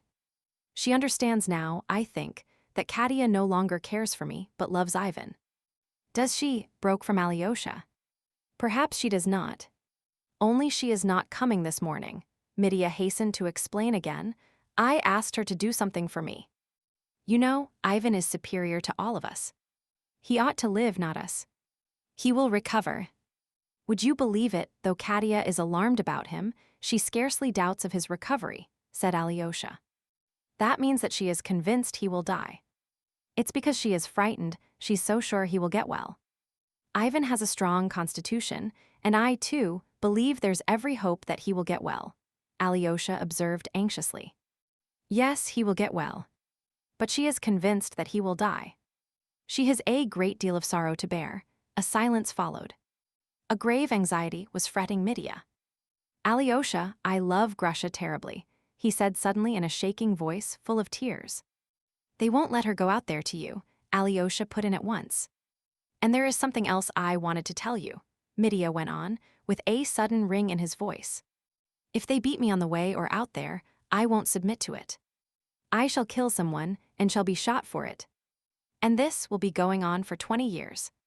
They speak to me rudely as it is. I've been lying here all night, passing judgment on myself. I am not ready.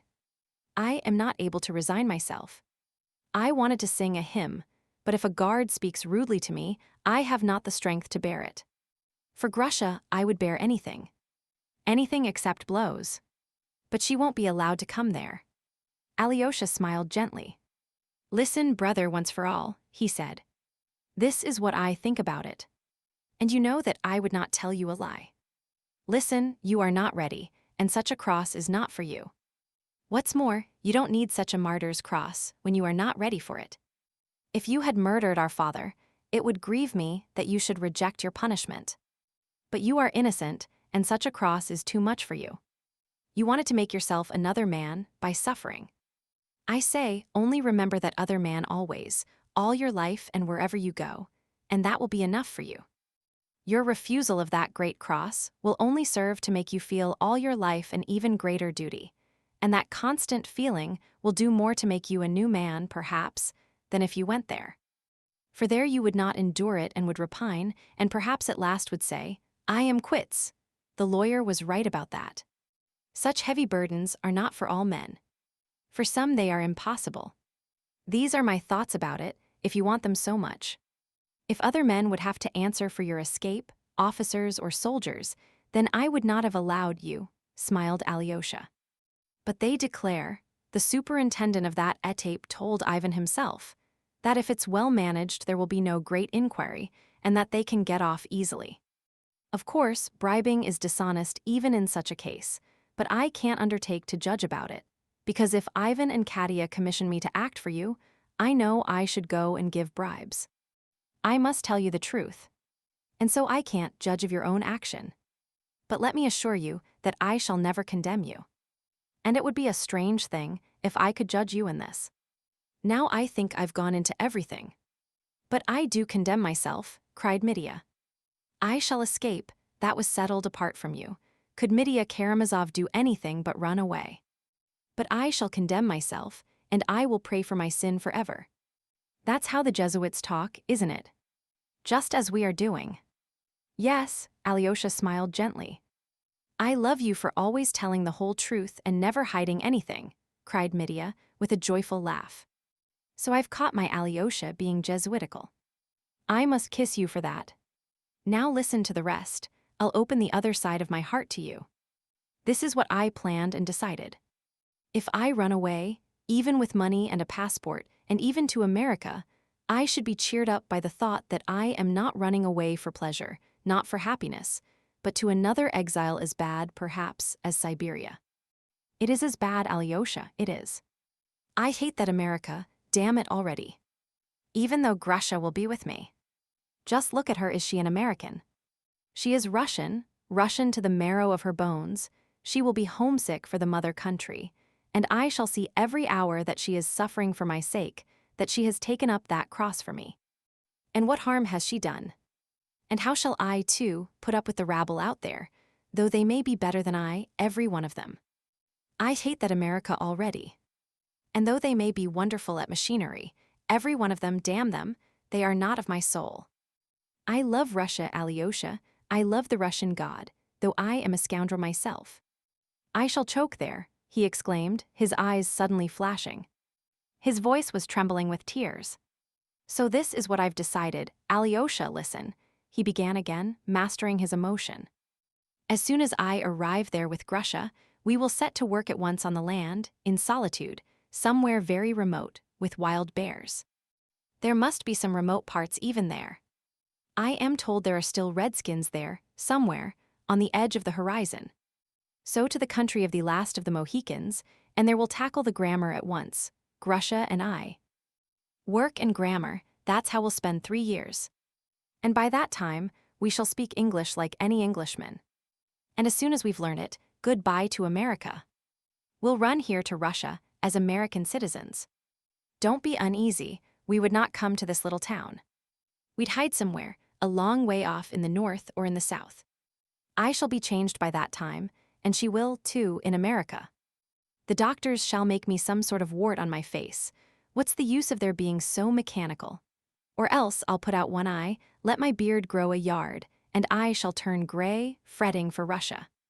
I dare say they won't recognize us. And if they do, let them send us to Siberia. I don't care. It will show it's our fate. We'll work on the land here, too, somewhere in the wilds, and I'll make up as an American all my life. But we shall die on our own soil. That's my plan, and it shan't be altered. Do you approve? Yes, said Alyosha, not wanting to contradict him. Mitya paused for a minute and said suddenly, "And how they worked it up at the trial. Didn't they work it up? If they had not, you would have been convicted just the same," said Alyosha with a sigh. "Yes, people are sick of me here." "God bless them, but it's hard," Mitya moaned miserably. Again there was silence for a minute. "Alyosha, put me out of my misery at once," he exclaimed suddenly. "Tell me, is she coming now or not? Tell me. What did she say? How did she say it? She said she would come, but I don't know whether she will come today. It's hard for her, you know." Alyosha looked timidly at his brother. "I should think it is hard for her. Alyosha, it will drive me out of my mind. Grusha keeps looking at me. She understands. My God, calm my heart, what is it I want? I want Katya.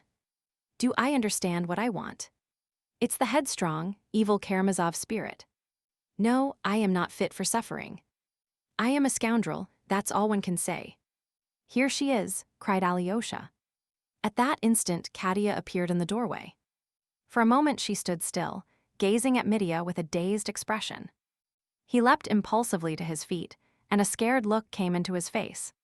He turned pale, but a timid, pleading smile appeared on his lips at once, and with an irresistible impulse, he held out both hands to Katya. Seeing it, she flew impetuously to him. She seized him by the hands, and almost by force made him sit down on the bed. She sat down beside him, and still keeping his hands pressed them violently.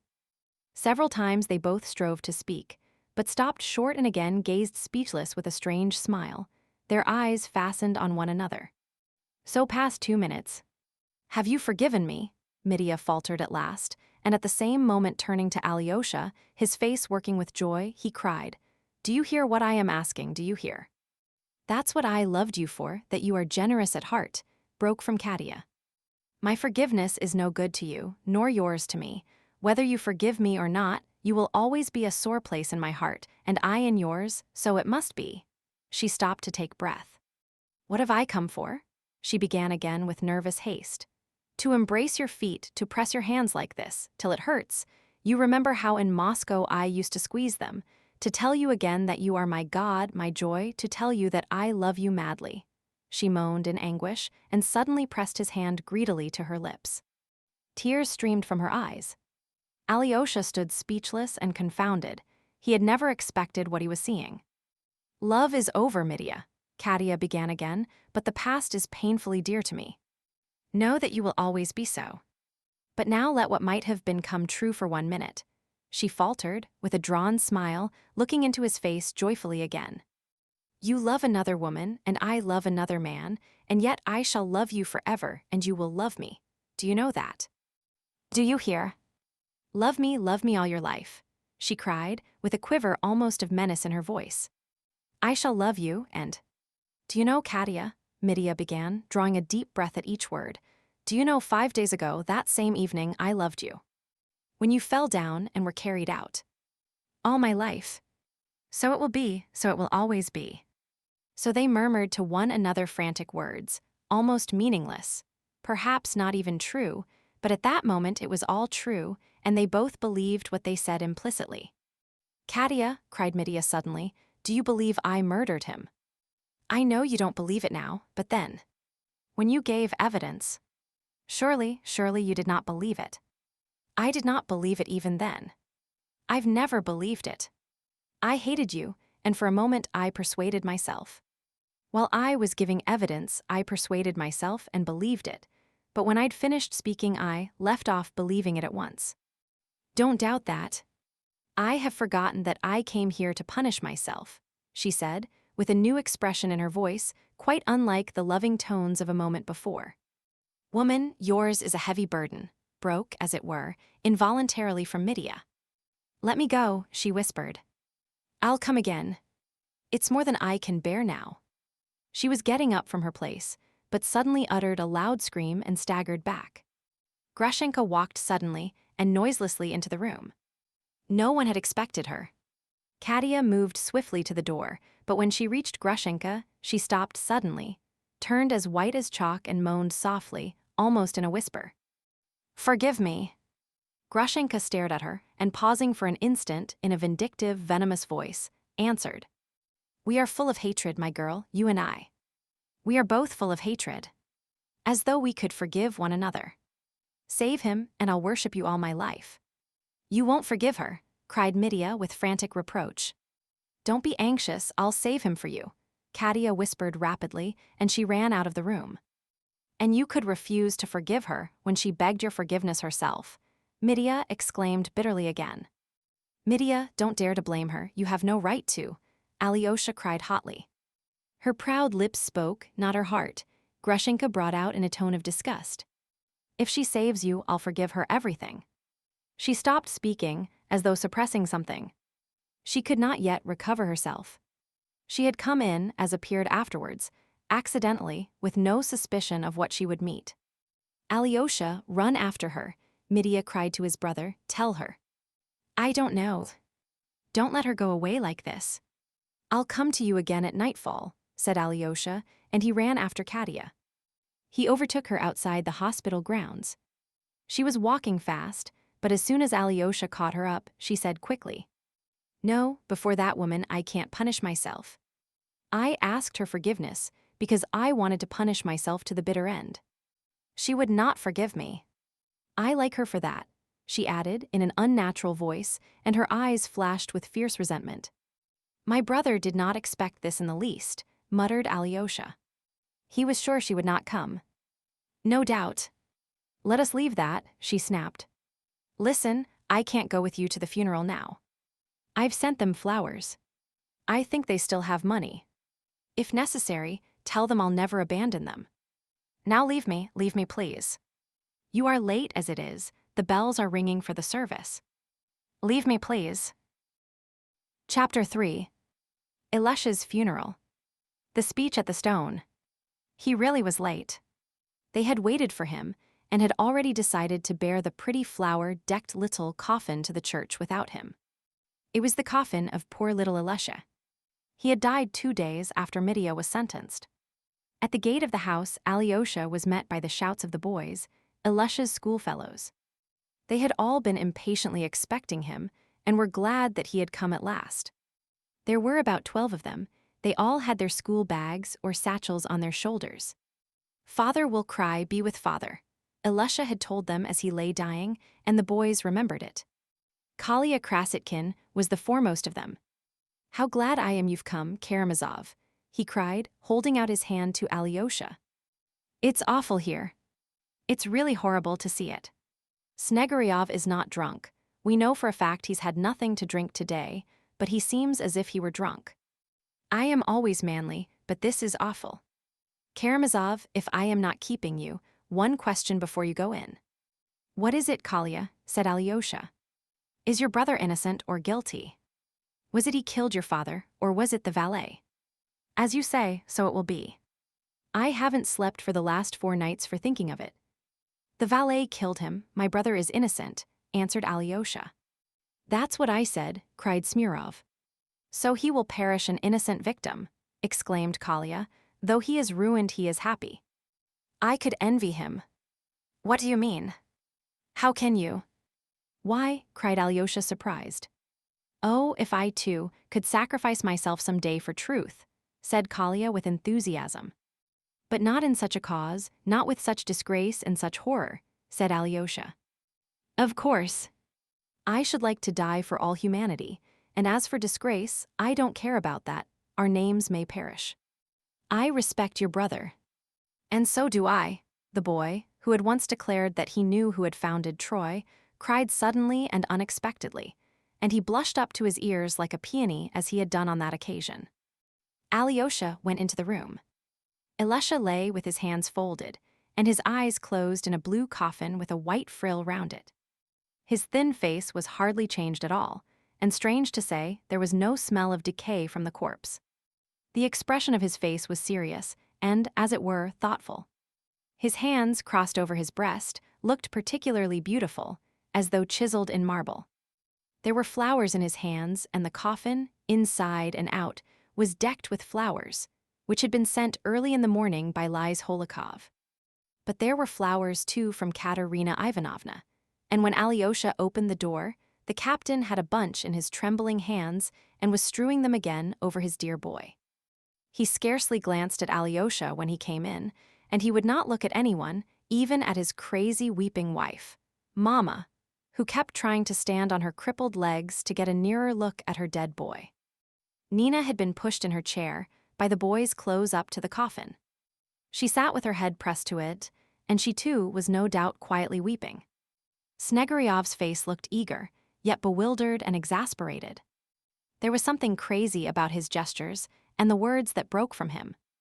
"Old man, dear old man," he exclaimed every minute, gazing at Alyosha. It was his habit to call Alyosha old man, as a term of affection when he was alive. "Father, give me a flower, too. Take that white one out of his hand and give it me," the crazy mother begged, whimpering. Either because the little white rose in Alyosha's hand had caught her fancy, or that she wanted one from his hand to keep in memory of him, she moved restlessly, stretching out her hands for the flower. "I won't give it to anyone, I won't give you anything," Snegiryov cried callously. "They are his flowers, not yours. Everything is his, nothing is yours." "Father, give mother a flower," said Nina, lifting her face wet with tears. "I won't give away anything, and to her less than anyone." She didn't love Alyosha. She took away his little cannon, and he gave it to her. The captain broke into loud sobs at the thought of how Alyosha had given up his cannon to his mother. The poor, crazy creature was bathed in noiseless tears, hiding her face in her hands. The boys, seeing that the father would not leave the coffin, and that it was time to carry it out, stood round it in a close circle and began to lift it up. "I don't want him to be buried in the churchyard," Snegiryov wailed suddenly. "I'll bury him by the stone, by our stone. Elisha told me to. I won't let him be carried out." He had been saying for the last 3 days that he would bury him by the stone, but Alyosha, Krasotkin, the landlady, her sister, and all the boys interfered. "What an idea, bury him by an unholy stone, as though he had hanged himself," the old landlady said sternly. "There in the churchyard, the ground has been crossed. He'll be prayed for there. One can hear the singing in church, and the deacon reads so plainly and verbally that it will reach him every time just as though it were read over his grave." At last the captain made a gesture of despair as though to say, "Take him where you will." The boys raised the coffin, but as they passed the mother, they stopped for a moment and lowered it that she might say goodbye to Alyosha. But on seeing that precious little face, which for the last 3 days she had only looked at from a distance, she trembled all over, and her gray head began twitching spasmodically over the coffin. "Mother, make the sign of the cross over him, give him your blessing, kiss him," Nina cried to her. But her head still twitched like an automaton, and with a face contorted with bitter grief she began, without a word, beating her breast with her fist. They carried the coffin past her. Nina pressed her lips to her brother, for the last time as they bore the coffin by her. As Alyosha went out of the house, he begged the landlady to look after those who were left behind, but she interrupted him before he had finished. "To be sure, I'll stay with them, we are Christians too," the old woman wept as she said it. They had not far to carry the coffin to the church, not more than 300 paces. It was a still, clear day, with a slight frost. The church bells were still ringing. Snegiryov ran fussing and distracted after the coffin, in his short old summer overcoat, with his head bare and his soft, old, wide-brimmed hat in his hand. He seemed in a state of bewildered anxiety. At one minute he stretched out his hand to support the head of the coffin and only hindered the bearers. At another he ran alongside and tried to find a place for himself there. A flower fell on the snow, and he rushed to pick it up as though everything in the world depended on the loss of that flower. "And the crust of bread, we've forgotten the crust," he cried suddenly in dismay. But the boys reminded him at once that he had taken the crust of bread already, and that it was in his pocket. He instantly pulled it out and was reassured. "Alyosha told me to, Alyosha," he explained at once to Alyosha. "I was sitting by him one night and he suddenly told me, 'Father, when my grave is filled up, crumble a piece of bread on it so that the sparrows may fly down. I shall hear, and it will cheer me up not to be lying alone.'" "That's a good thing," said Alyosha. "We must often take some." Every day," said the captain quickly, seeming cheered at the thought. They reached the church at last and set the coffin in the middle of it. The boys surrounded it and remained reverently standing so, all through the service. It was an old and rather poor church. Many of the icons were without settings, but such churches are the best for praying in. During the Mass, Snegiryov became somewhat calmer, though at times he had outbursts of the same unconscious and, as it were, incoherent anxiety. At one moment, he went up to the coffin to set straight the cover, or the wreath. When a candle fell out of the candlestick, he rushed to replace it, and was a fearful time fumbling over it. Then he subsided and stood quietly by the coffin with a look of blank uneasiness and perplexity. After the epistle, he suddenly whispered to Alyosha, who was standing beside him, that the epistle had not been read properly, but did not explain what he meant. During the prayer, like the cherubim, he joined in the singing but did not go on to the end. Falling on his knees, he pressed his forehead to the stone floor and lay so for a long while. At last came the funeral service itself, and candles were distributed. The distracted father began fussing about again, but the touching and impressive funeral prayers moved and roused his soul. He seemed suddenly to shrink together and broke into rapid, short sobs, which he tried at first to smother, but at last he sobbed aloud. When they began taking leave of the dead and closing the coffin, he flung his arms about, as though he would not allow them to cover Alyosha, and began greedily and persistently kissing his dead boy on the lips. At last they succeeded in persuading him to come away from the step, but suddenly he impulsively stretched out his hand and snatched a few flowers from the coffin.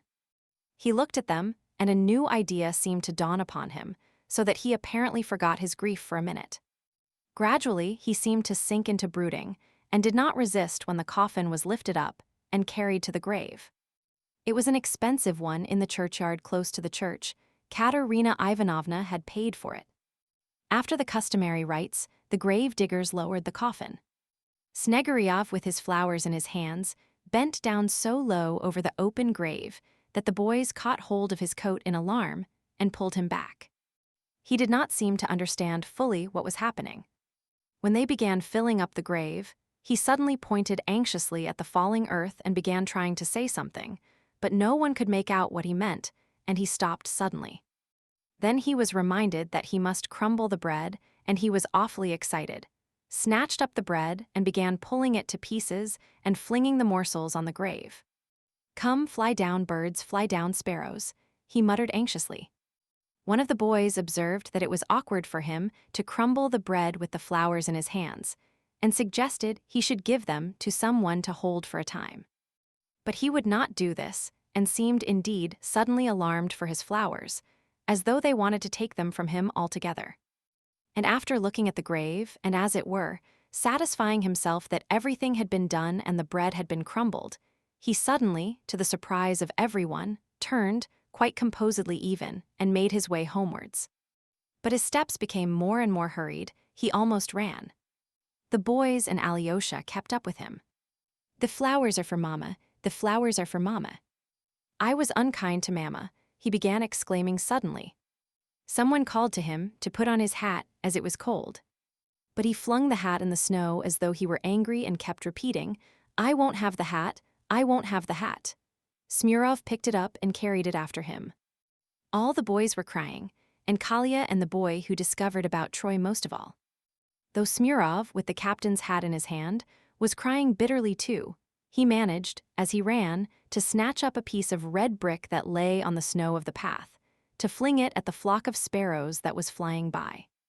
He missed them, of course, and went on crying as he ran. Halfway, Snegiryov suddenly stopped, stood still for half a minute, as though struck by something, and suddenly turning back to the church, ran towards the deserted grave.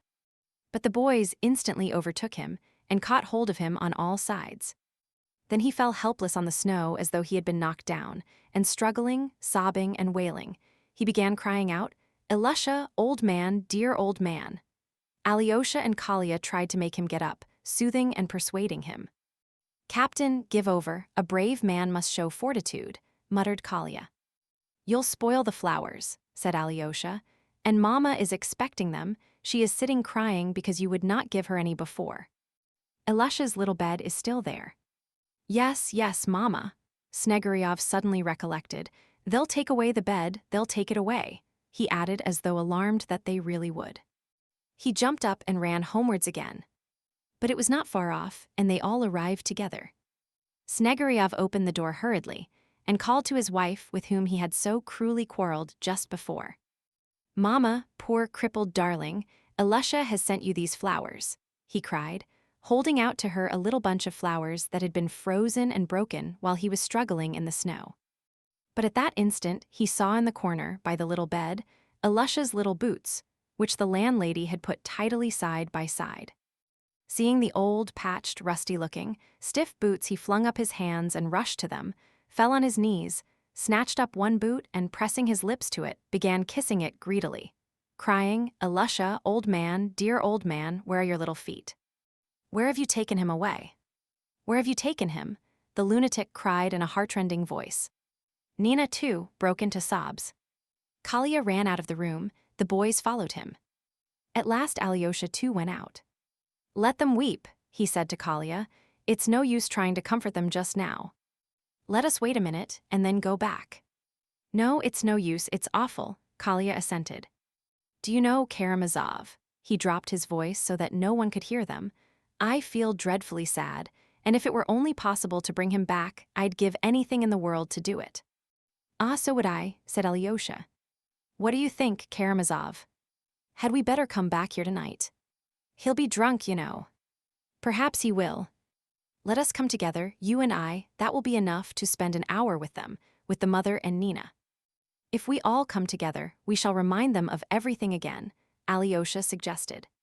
"The landlady is laying the table for them now. There'll be a funeral dinner or something, the priest is coming. Shall we go back to it, Karamazov?" "Of course," said Alyosha. "It's all so strange, Karamazov, such sorrow, and then pancakes after it. It all seems so unnatural in our religion." "They are going to have salmon too," the boy who had discovered about Troy observed in a loud voice. "I beg you most earnestly, Kardashev, not to interrupt again with your idiotic remarks, especially when one is not talking to you and doesn't care to know whether you exist or not," Kalya snapped out irritably. The boy flushed crimson, but did not dare to reply. Meantime they were strolling slowly along the path, and suddenly Smurov exclaimed, "There's Alyosha's stone, under which they wanted to bury him." They all stood still by the big stone.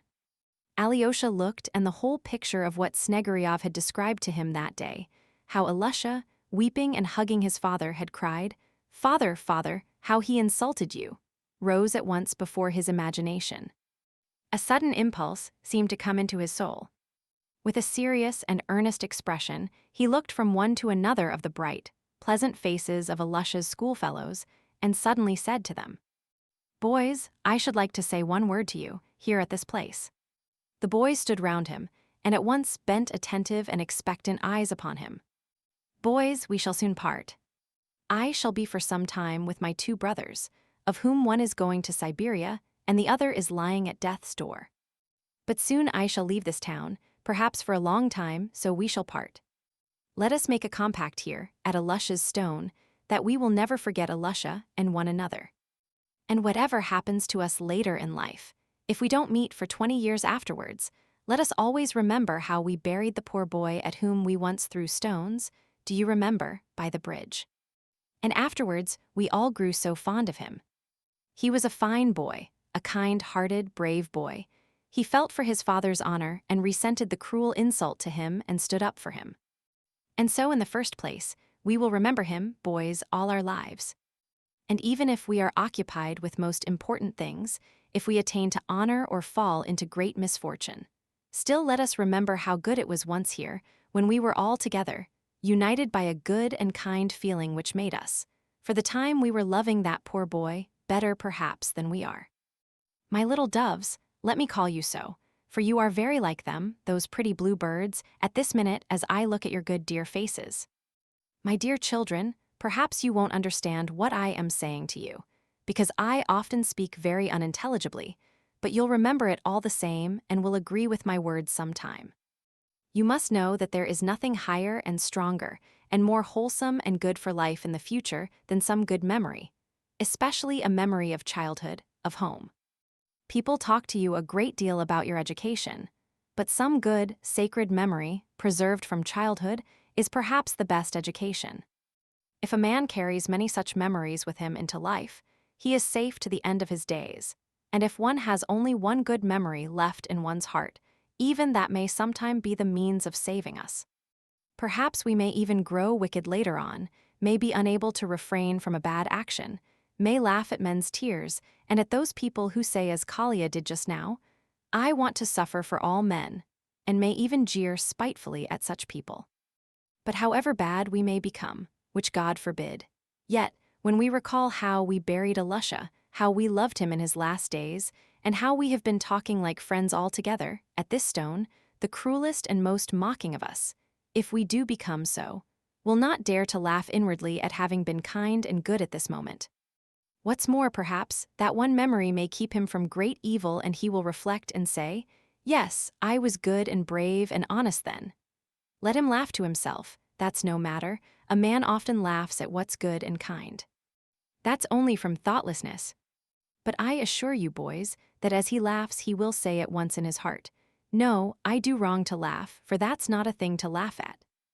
That will be so, I understand you, Karamazov, cried Kalia with flashing eyes. The boys were excited and they, too, wanted to say something, but they restrained themselves, looking with intentness and emotion at the speaker. I say this in case we become bad, Alyosha went on, but there's no reason why we should become bad, is there, boys? Let us be, first and above all, kind, then honest, and then let us never forget each other. I say that again. I give you my word for my part that I'll never forget one of you. Every face looking at me now I shall remember even for 30 years. Just now Kalia said to Kardashev that we did not care to know whether he exists or not.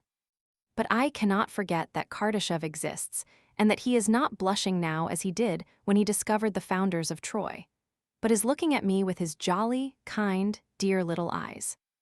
Boys, my dear boys, let us all be generous and brave like Alyosha, clever, brave, and generous like Kalia, though he will be ever so much clever when he is grown up, and let us all be as modest, as clever and sweet as Kardashev. But why am I talking about those two? You are all dear to me, boys, from this day forth, I have a place in my heart for you all, and I beg you to keep a place in your hearts for me. Well, and who has united us in this kind, good feeling which we shall remember and intend to remember all our lives? Who, if not Alyosha, the good boy, the dear boy, precious to us forever? Let us never forget him. May his memory live forever in our hearts from this time forth. Yes, yes, forever, forever, the boys cried in their ringing voices with softened faces. Let us remember his face and his clothes and his poor little boots, his coffin and his unhappy, sinful father, and how boldly he stood up for him alone against the whole school. We will remember, cried the boys. He was brave, he was good. Ah, how I loved him, exclaimed Kalia. Ah, children, ah, dear friends, don't be afraid of life. How good life is when one does something good and just. Yes, yes, the boys repeated enthusiastically. Karamazov, we love you. A voice, probably Kardashev's, cried impulsively. We love you, they all caught it up. There were tears in the eyes of many of them. Hurrah for Karamazov, Kalia shouted ecstatically. And may the dead boy's memory live forever, Alyosha added again with feeling. Forever, the boys chimed in again. Karamazov, cried Kalia, can it be true what's taught us in religion, that we shall all rise again from the dead and shall live and see each other again, all, Alyosha too. Certainly we shall all rise again, certainly we shall see each other and shall tell each other with joy and gladness all that has happened, Alyosha answered, half laughing, half enthusiastic. Ah, how splendid it will be, broke from Kalia. Well, now we will finish talking and go to his funeral dinner. Don't be put out at our eating pancakes. It's a very old custom and there's something nice in that, laughed Alyosha. Well, let us go. And now we go hand in hand. And always so, all our lives hand in hand. Hurrah for Karamazov, Kalia cried once more rapturously, and once more the boys took up his exclamation. Hurrah for Karamazov. The end.